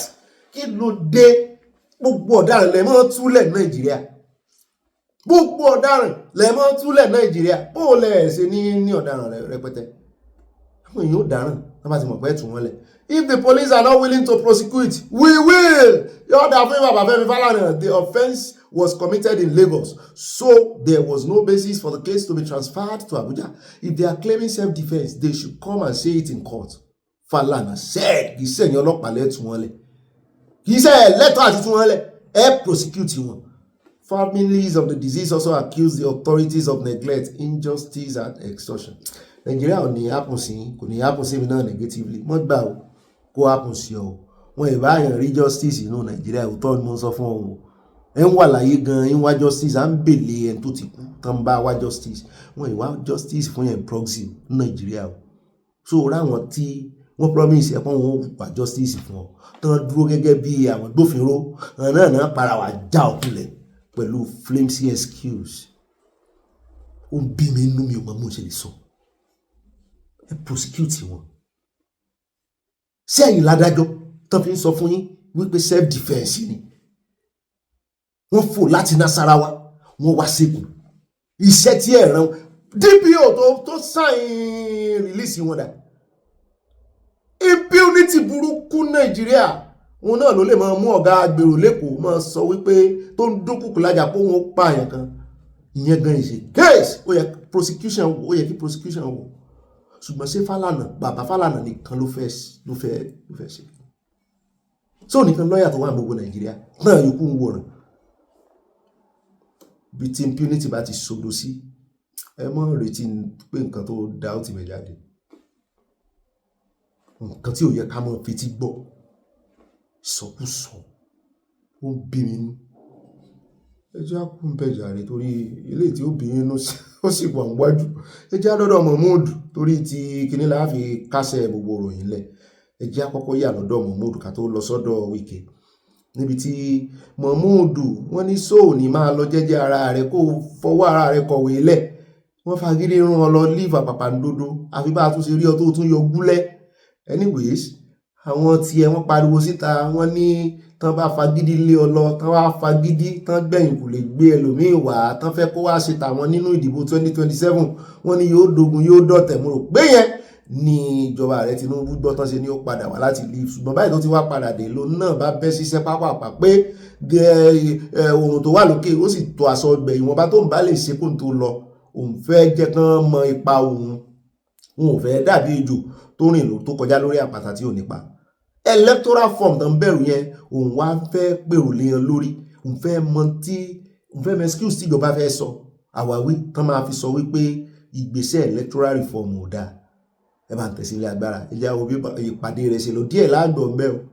What we are here to do is to look at the recommendations that flowed from the overall mission that were contained in the final report of the mission back in 2023. And we are very happy to see that there has been very significant progress against these recommendations, and we'll be looking forward to hearing what you have to report on the recommendations and the follow-up and implementation of those recommendations since 2023. There are specific areas that require legislative action that I've referred to in my opening comments, and we'd be delighted as a team to hear from you about what progress has been made and what concerns you have about obstacles in the future. The European Election Observer Mission has made 23 recommendations after the 2023 general elections, with 8 specially directed at INEC for implementation. The Commission has carefully considered all the 8 recommendations specifically addressed to us in your report. Action has been taken on aspects of the recommendations that only require administrative action to implement. Similarly, action is being taken on cross-cutting recommendations that require collective action between INEC and other bodies and stakeholders, while waiting for the conclusion of the ongoing legal review by the National Assembly on the recommendations that require legislative intervention. Ẹ káàbọ̀ padà náà tilẹ̀ ti gbọ́yẹ̀ gbogbo ìpàdé tẹ́rọra rí yẹn tó ń dàbẹ̀ ni pé kò méèkì mí ni.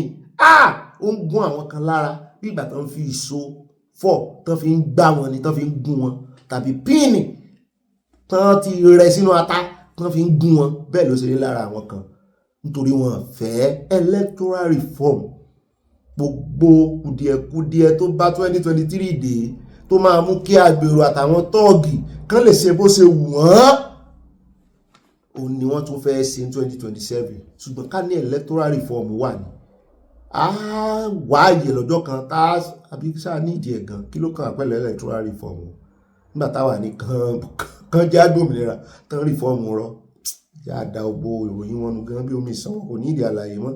Ẹ já wá lọ sọ́dọ̀ Wike níbi tó ti ń lérí mọ́ àwọn directors FCTA pé ìkankannu wọn gbọ́dọ̀ pa fóònù mọ́ o, kán sì mọ́ rí páwọn chájì fóònù wọn gbọ́dọ̀ fóònù excuse pé kò sí ná nínú kan gba mẹ́sẹ́jì ọ̀ràn tàbí kan gba ìpè ọ̀ràn pé àwọn tó ń fẹ́ lé òun wá àwọn tó máa lé dànù. Mo ní kí náà ṣe fún ọ.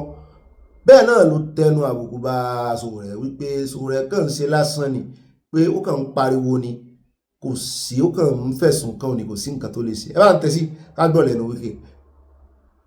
If you know that you want your job, your own area to be noticed by this country and administration, keep your phones on 24 hours. Director Security, we have built not less than 12 police stations. Up to now, if not come to tell me how many are ready. The day I go and find out, the day you go to the Institute of Policy Studies, so you will allow another person to do the job. Director is not to wear a banner, is not to wear black cap. The assignment is to see that you hand over the police stations so that we have improved security. And how will it look? A jubilee year, and then you can now say that the city is fine, at least by providing the basic life. Security, criminals will run away because when there's light everywhere, by the time you come to steal or attack, you know that people will see you. They always thrive when there is darkness. And so they will also find a way to fight back to make sure this project does not work. But if there's one project we are determined to achieve, it is this light of Abuja. So I try to explain this so all of you will know where some of these attacks, this blackmail, propaganda is coming from. Do not bother yourself. If you care to read, read. If you don't care to read, whether I'm bothered, never. When I think about it, it does not. I don't even know it exists. Whether you want to fabricate anything is your business. Fabricate as much as you can. But this work must be done. And I will do it with the support of Mr. President. And that is what is key. So my dear brothers and sisters, I thank you for coming to support us. Look at the number of jobs it will create for our teaming youth. 22 days we have earmarked for flagging off of projects and commission. Senator Ali Dume, who just came, I know where you are living. Tranda, no street light, but go home and sleep now. That will be street light. That is why each time you're in the Senate, make sure when we ask for 1 naira, increase it to 5 naira. Knowing fully well the money will be utilized. That's what is key. So, thank you for your support, the Senate and the House of Reps. Thank you for our leaders. Each day we go out, you always give us support. It's very, very important. I thank all of you and I invite you to join us as we flag off the light up Abuja. Thank you and God bless you.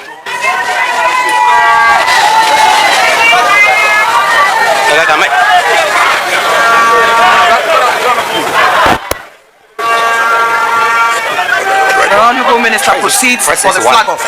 Press is 1. Okay, very fine. Short press. Yes. Make a teach, bring the line. Your front. Go on now. Yes, right there. Yes. The great button. I'm not so like you. It's on. The right button. You see the other side table that has left and right. You know, they want a road to China. Yes, it's on. Ó dẹ̀ káàbọ̀ padà já wá sáré lọ́dọ̀ Fubara níbi tó náà ti ń sọ fún àwọn PS àtẹ̀lé ìtọ́sẹ̀ ìgbà ṣiṣẹ́ àtẹ̀lé tó wà ń bẹ̀ kó tó di pé àtẹ̀lé tó wà ń bẹ̀ kó tó di pé wọ́n fún suspension ó lóun gbọ́ oríṣiríṣi nígbà tó ń wò sí lé wípé ológì ní ìhun ti tajòdì báyìí ó kí gbogbo èkúté ilé kan paramọ́ pé ìṣẹ́jú wọn ló ń ṣe lé àwọn kọmíṣánná tó bóun ṣiṣẹ́ tẹ́lẹ̀ àwọn míì lélẹ́yìí o òun sọ wọn lójú lẹ́sẹ̀ o pé òun náà bóun sì ṣe wà yìí tó bá ní kankan nù wọn tó ń pèsè kọ́nà tó ń sọ fún wípé ẹ lọ bá bí ìjẹ ẹ lọ tọwọ́ bọ tí ò yẹ kẹ́ tọwọ́ bọ̀ ẹ rè jí owó ó ní ẹ pariwo òun síta o ó nítorí wípé bẹ́ẹ̀ bóun bá ká iṣẹ́ ẹbí wọn yín lọ́wọ́ ẹ jẹ tán o ẹ bá ń tẹ̀sílẹ̀ ẹgbẹ́ ẹja òkú sì ṣe ìkìlọ̀ ńlá fún oúnjẹ bí ẹni pé Fubara torótoró ló gbé wá o.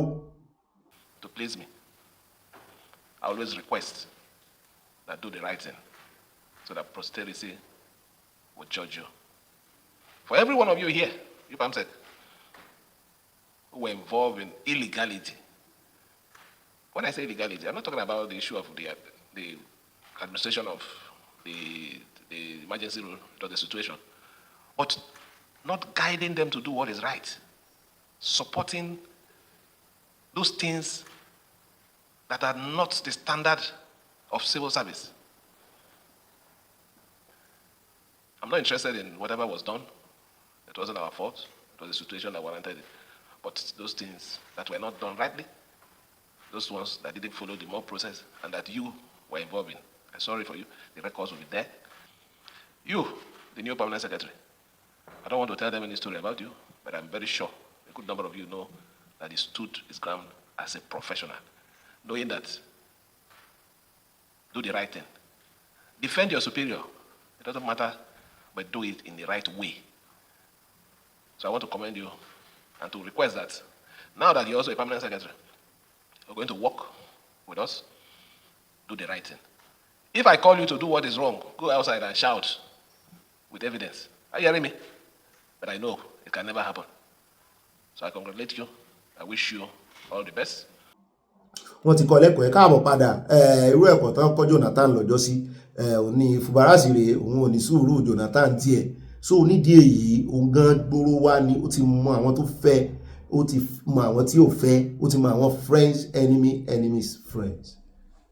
Ó dá ọbẹ̀ náà làwọn kan ń pè pé wípé 6 months tẹ́ yọ nínú sáà rẹ̀ pé kán extend ọjọ́ tí ó fi kúrò lórí oyè by 6 months pé kò kàn gbọ́ wọn kàn gbọ́dọ̀ yọ 6 months yẹn pé kán extend ọjọ́ tí ó fi kúrò lórí oyè kán fi 6 months kún. Mo ní àmọ́ òwe wọn fi sí eléyìí kára wọn fi káre gbogbo ìròyìn lẹ̀ lónìí ọba àròyìn gan rèé Jonathan ní o ṣe ti gbọ́ directly from the horse's mouth lẹ́nu Goodluck Jonathan ó fi díẹ̀ múlẹ̀ dáadáa báyìí pé kì í ṣe ìròyìn fògànà kí pé kì í sì ṣe àyè sọ̀rọ̀ àti wọ́n receipt ọ̀rọ̀ yìí ti pẹ́ àárí àti wọ́n invoice ó mú invoice jáde báyìí ó rèé Ọ̀gbẹ́ni Bobby ìwọ tó ọmọ wá receipt kiri mo lónìí kọ́ la ti wá receipt ọ̀rọ̀ yìí a ti ń gbọ́ wípé Buhari ohun gangan ni àwọn Boko Haram yàn tán pé ẹni táwọn yàn rèé tí ó bá hàn sí agbẹnusọ ó mọ táwọn fẹ́ ó mọ àwọn délédélé ọ̀pọ̀lọpọ̀ àwọn òtítọ́ láti gbọ́ tẹ́lẹ̀ ṣùgbọ́n eléyìí wá kíra gan torí ẹnu oníkàngán láti gbọ́ pọ̀n Goodluck Jonathan ló kan lábẹ́ pé Buhari ni àwọn Boko Haram yàn gẹ́gẹ́ bí agbẹnusọ àti ẹni tó lè bá òun dúnàdúrà nígbà tó ń wà níjọba gẹ́gẹ́ bí ààrẹ. Buhari yìí sá ọ̀rọ̀ gbogbo kì í ṣe lórí alábàáhùn rẹ̀ lórí ọ̀rọ̀ Boko Haram wọ́n ń dákọ̀ rẹ̀ sí lórí ọ̀rọ̀ bandit pé wọ́n kó wọn wọ̀lú wọ́n ń dákọ̀ rẹ̀ sí lórí ọ̀rọ̀ jihadisi àti islamization wọ́n dákọ̀ rẹ̀ sí bẹ́ẹ̀ náà ni lórí ọ̀rọ̀ pé ẹ má jẹ́ kí Yorùbá kan gba Ìlọrin o ẹ̀rẹ̀ ṣe wọ́n bọ́ sẹ́sẹ́ sojú orúkọ rẹ̀ náà ń dá sí Buhari lọ́tún Buhari lósì ó sì ti wọ káàlẹ̀ báyìí ní ìsìn Buhari ó dáràn gan ni o tẹ́ ẹ bá rọrọ̀ yìí dáadáa kì í ṣe nǹkan kékeré o kéèyàn tó lè yan èèyàn pé òun ni kó bá òun dúnàdúrà pẹ̀lú ìjọba kọ́daràn tó lè mọ yan ó ní agbára o. ṣùgbọ́n nígbà tí Jonathan kò ń bẹ̀ náà ṣé bí Buhari náà ló gbapò ẹ rí i pé nígbà tiẹ̀ àwọn Boko Haram yẹn wọ́n fi gbogbo ara ṣọṣẹ́ bí ìgbà Jonathan àti bí ìgbà tí olódo Dennis gbò mọ̀ wọ́n ni. ó dá ní báyìí ẹja gbọ́rọ̀ lẹ́nu Jonathan ká tó wá gbọ́ lẹ́nu àwọn tí wọ́n ní kò rí bẹ́ẹ̀ jẹ́rìí Nàìjíríà ẹ bá ń tẹ̀sí ilẹ̀ agbára. It is interesting because, when I was in office, and one of the major scars on my government, and will be on my face, and like Bishop Kuka said, no plastic or cosmetic surgeon can remove it, is the issue of the cheaper girls. It's a scar that I will die with. But later on, people may know a little more details. And that's also to do with the Boko Haram. What do they really want? Of course, our chairman raised the issue when interviewed some of them, and they gave him some perspective. But probably one day I pray that some of the Boko Haram leaders will be literate enough to document what they have done, so that people will really know what they wanted. Because it's like the story of the Nigerian Civil War. If you read one of the books, My Command, that was one of the first books that came out from President Obasanjo, because he was there. Then Ojukwu wrote his own, Because I Am Involved. So when those who were involved in something say it, you get a different perspective. If you go through a research, interview a lot of people, yes, you'll get part of the story, but you will never get the full story of the Boko Haram. Because I was there. The Boko Haram started 2009 when I was the vice president to late Iyaloja. Of course, I took over 2010 for 5 years, battling with the Boko Haram until I left. I thought that immediately I leave, within a reasonable time, late General Buhari was going to wipe them out, but till today, the Boko Haram is still there. So the issue of Boko Haram is a little more complex than sometimes we can conjecture. In 1999, when Obasanjo became the president, we had some issues in the Southwest. But government was able to bring it down because there was a clear focus, there was clear reason, and government was able to. Then we had issues in the Niger Delta. And when I became the vice president, one of the major things I did was to visit the most dangerous camp of the militants in the Niger Delta. I remember when we flew down to Warri, by the time we get to the waterfront to take boats to that camp, they sent information to us that anybody following me must not carry a weapon. My ADC, my CSO, that nobody should carry a weapon. In fact, the Commissioner of Police of Delta State said, Vice President, no, you will not go there. The State Director of SSS to say, no, I will not go. I told them I will go. So even my officers, my ADC, my CSO and so on, they handed over their guns to the CP and the SDS of Delta State. And none of them carried a weapon. When we landed at the camp, these boys lying up one this way, one road this way, with their assault rifles, just facing the bush, not even looking at my direction as if there was nothing happening. We passed through them, We had a meeting with their leaders and so on. We had spent almost 1 hour there. When we came back, that was the beginning of solving the Boko Haram, the Niger Delta crisis. And we were able to get through At least now there's reasonable peace in the Niger Delta. If you, like Busakuka mentioned, the 82 and 83, when we have the Maitasile religious crisis in this country.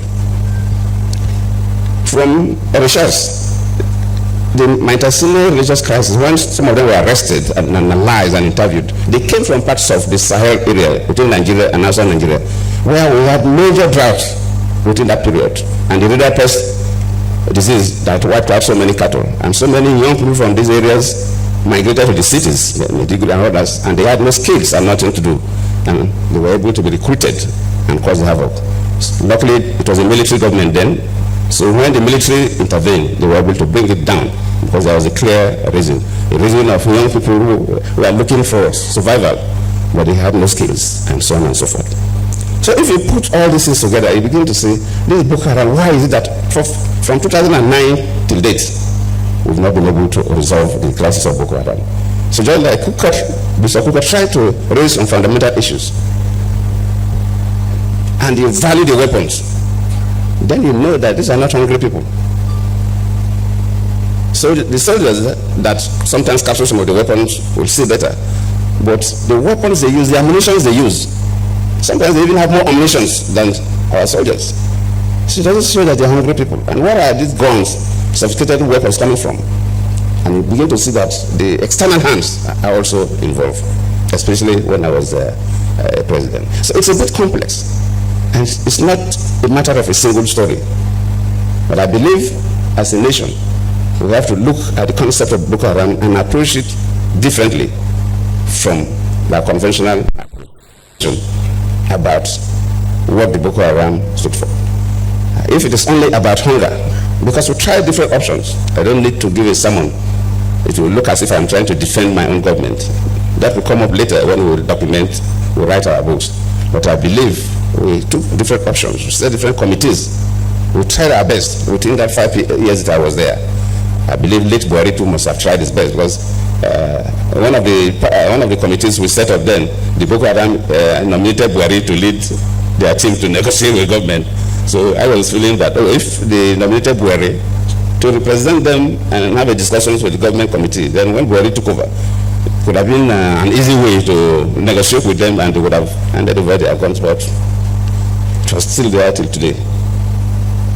ṣé ẹ ti rí ó ti rọra ju àdó lórí ọ̀rọ̀ yẹn lẹ̀ ó rọra yọ sí wọn ó mọ tó fẹ́ sọ mí ò mọ̀ pé Jonathan wà coordinated tó yìí nínú structure àti gbé ọ̀rọ̀ kalẹ̀. ẹ káàbọ̀ padà. Jonathan ló fẹnu ara rẹ̀ sọ àsọ nǹkan kan lé ẹ jẹ́ àwa lọ sọ́dọ̀ Garba Shehu ara àwọn agbẹnusọ Buhari ńgbà ayé rẹ̀ nù. ló bá gbóhùn sókè ó ní Boko Haram did not nominate Buhari as their mediator, only to be president in 2027. Good luck Jonathan. ó sì wá excuse mi pé gbogbo story tó ń fọ́n kiri yóò lẹ́yìn wá story mi mọ́ parọ́. ó ní torí pé Buhari òun ò sí láyé wọn lẹ́sẹ̀ ń parọ́ wọn.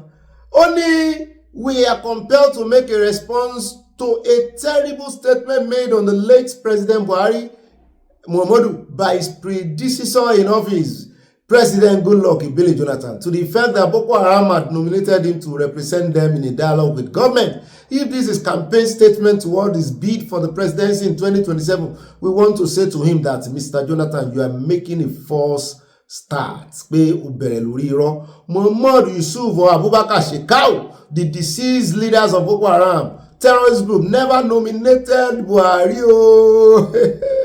Ara àwọn loyalists Buhari rèé o. Ó ń kígbe àbòsí ní ìsìn. Àní fúnra wọn náà ni wọ́n fúnra wọn lóògùn jẹ. Fúnra wọn náà mọ̀ fúnra wọn lóògùn jẹ. Ṣùgbọ́n àyà wa ń bi mí pé ọ̀gá mi kí ló dé tí Jonathan náà sọ̀rọ̀ nígbà tí Buhari wà láyé tó wà láàyè. Mo ní bóyá gbogbo àwọn tó ń sọ náà táà náà fi gbọ́ ńgbà náà bóyá ẹnu ẹ̀ náà ti gbọ́ bóyá òun kàn tí ìfẹ́ jáde ńgbà náà ni.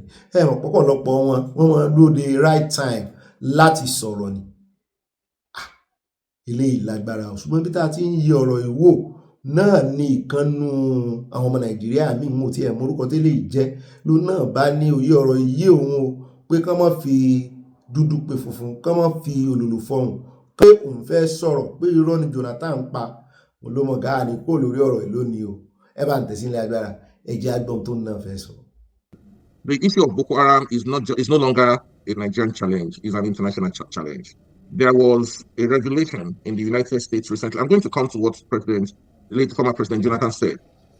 There was a revelation recently when the Trump administration cancelled USAID, that USAID funds were being used to fund Boko Haram in Nigeria, to fund terrorism. That simply tells you that this has taken international coloration. There's an international dimension to it. When you look at the weapons available to these bandits, available to these insurgents, you begin to wonder where they are getting their supplies from, who is delivering to them, who is funding them. The issue of insurgency, insecurity in Nigeria is at the very core of our social responsibility to the state.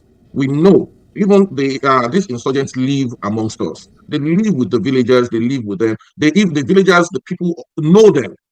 How are we helping the government to actually fight this?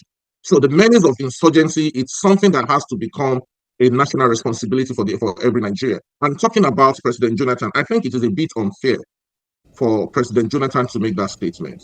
I call it spitting on somebody's grave. He's only spitting on the grave of President Muhammadu Buhari.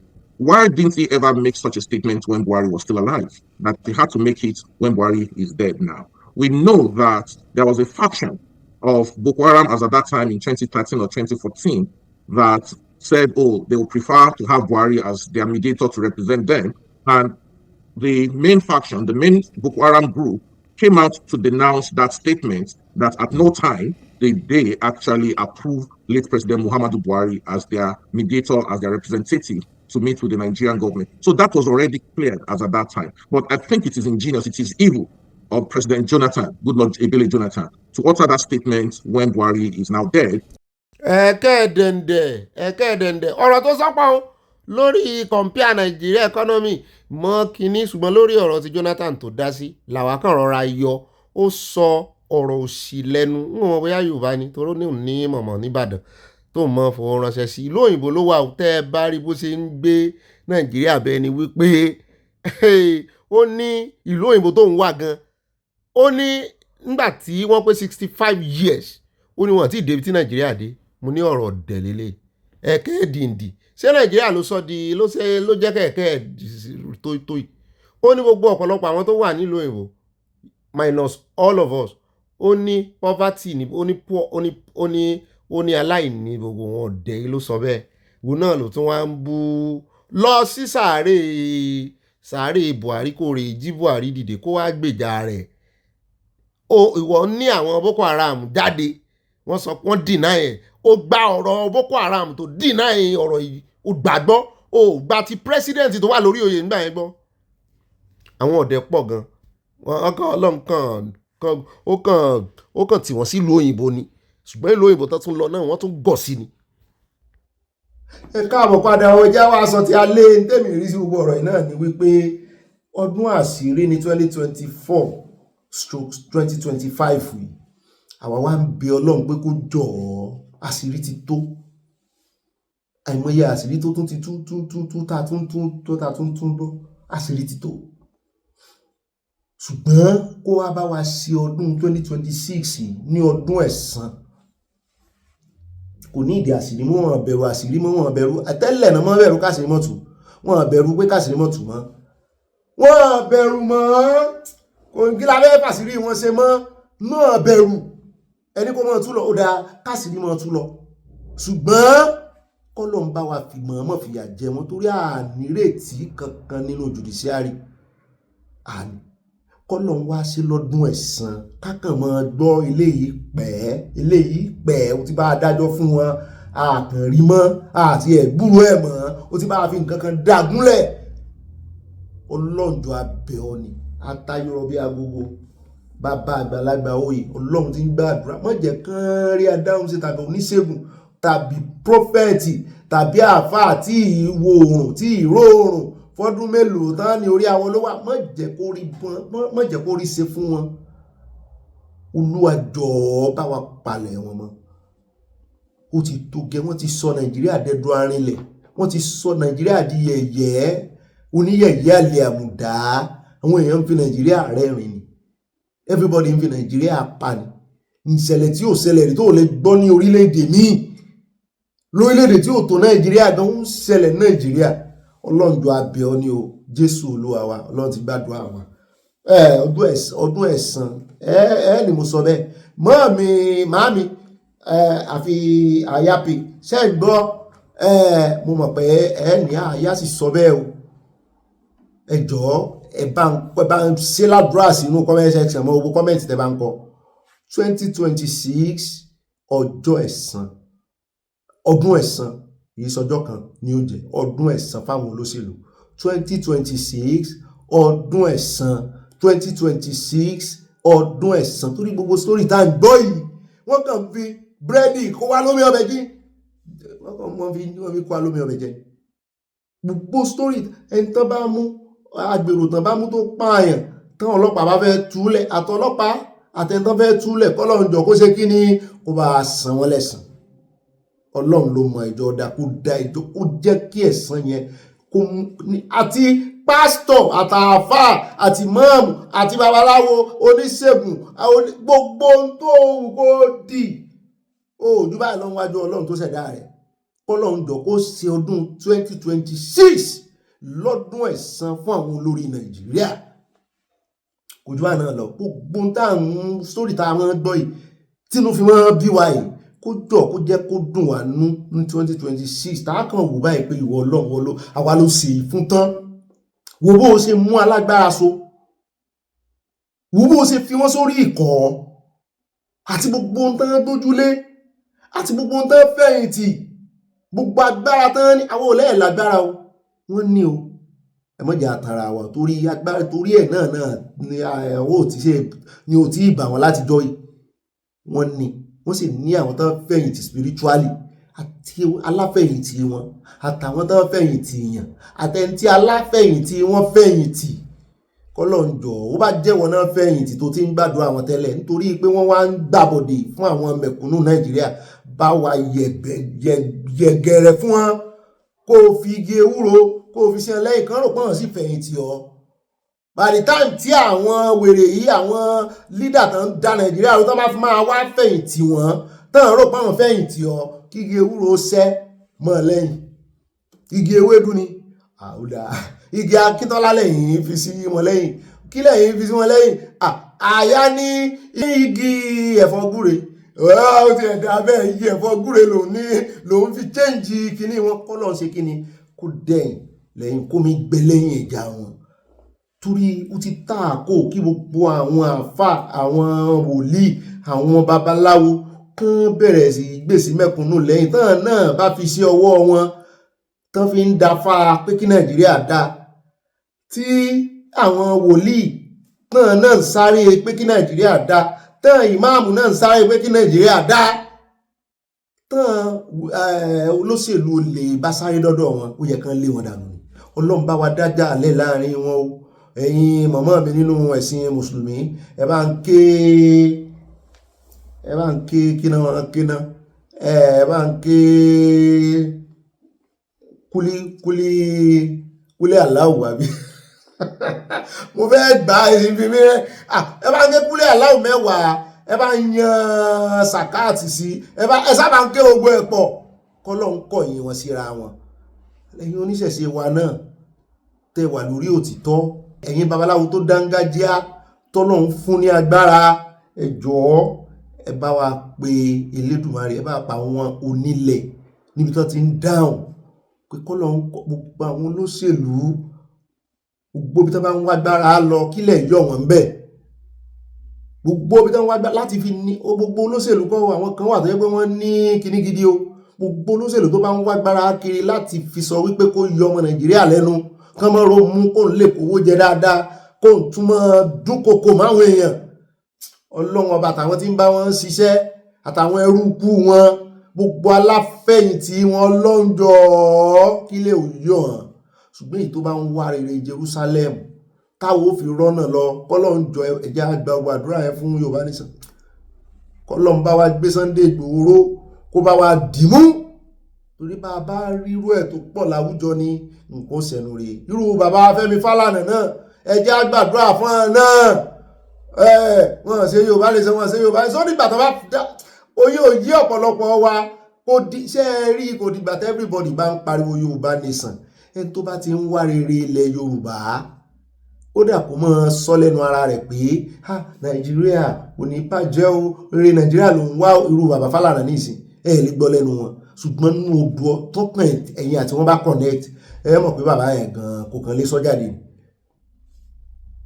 So ẹjọ́ dandan kọ́ nìkan pariwo Yorùbá nìsàn àbó Oòduà nìsàn, ṣùgbọ́n gbogbo ẹni tó bá ti ń wá rere nínú Nàìjíríà kí rere bá gbogbo ẹni tó bá ti wà lórí òtítọ́ àtòdodo kò jọ kó jẹ́ kí rere bá, ṣùgbọ́n tó bá ti jẹ́ wípé bí ó ṣe bàjẹ́ yìí tó bàjẹ́ dé ìkókó bàjẹ́ kó dogun kó dọ̀tẹ̀ ní wá kí bandits kan lè wọ́n gbilẹ̀, kí jihadism àti islamism kó lè wọ́n gbilẹ̀, kọ́lọ́run jọ kó mú wọn kílẹ̀ yọ wọn kó mú wọn ọ̀dọ̀ kó bá sì fẹ́ fi wọ́n sílé ayé náà kó fi wọ́n ráre. So nídìí èyí rí tẹ́lẹ̀ pé wọ́n fi islamization wọ́n fi pamọ́ tẹ́lẹ̀, wọ́n lè sọ jáde pé àwọn fẹ́ islamize àwọn fẹ́ jihadis, wọ́n yìí sọ̀rọ̀ jihadis tẹ́lẹ̀. Ní ìsìn ewu tí Sultan wọ́n sọ lánàá lóòótọ́ jihadis, ṣùgbọ́n kì í ṣe pé àwọn fi ń pa non-muslim, kò sì sọ pé àwọn ò fi pààyàn, ṣùgbọ́n ló ní process. Mo tún kí ní ẹ̀gbọ́n lánàá báyìí ara mi bù máa sọ pé èèyàn ń pààyàn bẹ́ẹ̀ lóòótọ́ ṣùgbọ́n ó ní process. Kí ni process? Irú process tó ń lò fún Deborah lọ́jọ́ sí tó fi pa ní Kano, irú process yẹn náà ń sọ. Irú process yẹn náà ń sọ. Dandan ní kẹ́ ẹ bọ́lọ̀ ń pààyàn ni. Èmi tí ẹ fẹ́ bí wọ́n question kan lọ́jọ́ tí ń bá rí kan náà, àbí kí n tí ẹ bí wọ́n báyìí. Náà tí wọ́n ẹ̀yin tí Yorùbá náà tẹ́ gbé jihadis sórí, tẹ́ ẹni tó bá sọ̀rọ̀ sí mọ́ kan pa àbí nǹkan kan, sí Ọlọ́run yín kò lè pààyàn. Tó bá fẹ́ pààyàn, mo máa ń ṣàtẹ́ sọ pé kò sẹ́ńtọ́ Ọlọ́run tó kò lè pa. Ọlọ́run yín ẹ̀yin jihadis tẹ́ sálà náà ń pọ̀ Ọlọ́run wọn. Torí àwọn mùsùlùmí òdodo ní ó yàtọ̀, wọ́n ní àwọn òsìn Ọlọ́run kan náà pẹ̀lú wọn, ṣùgbọ́n Allah náà wọ́n ń pariwo àbí.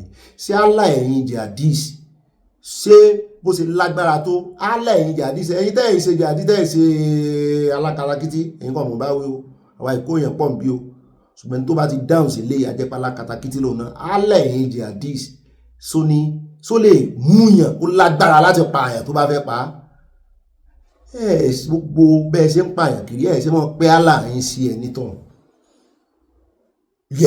ṣe mọ́ pín sí gbéwó wọ́n sọ̀rọ̀ òdì sí ọ́n bí rèyàn pa níṣẹ́jú kan á mọ̀ retí. Ó ti ní peaceful ní jihadis àwọn ṣùgbọ́n ó ti láti làmọ́lé ó ti já mọ̀ pé lérò islamization àti jihadis nínú agbárí wọn, ṣùgbọ́n gbogbo aná làmọ̀.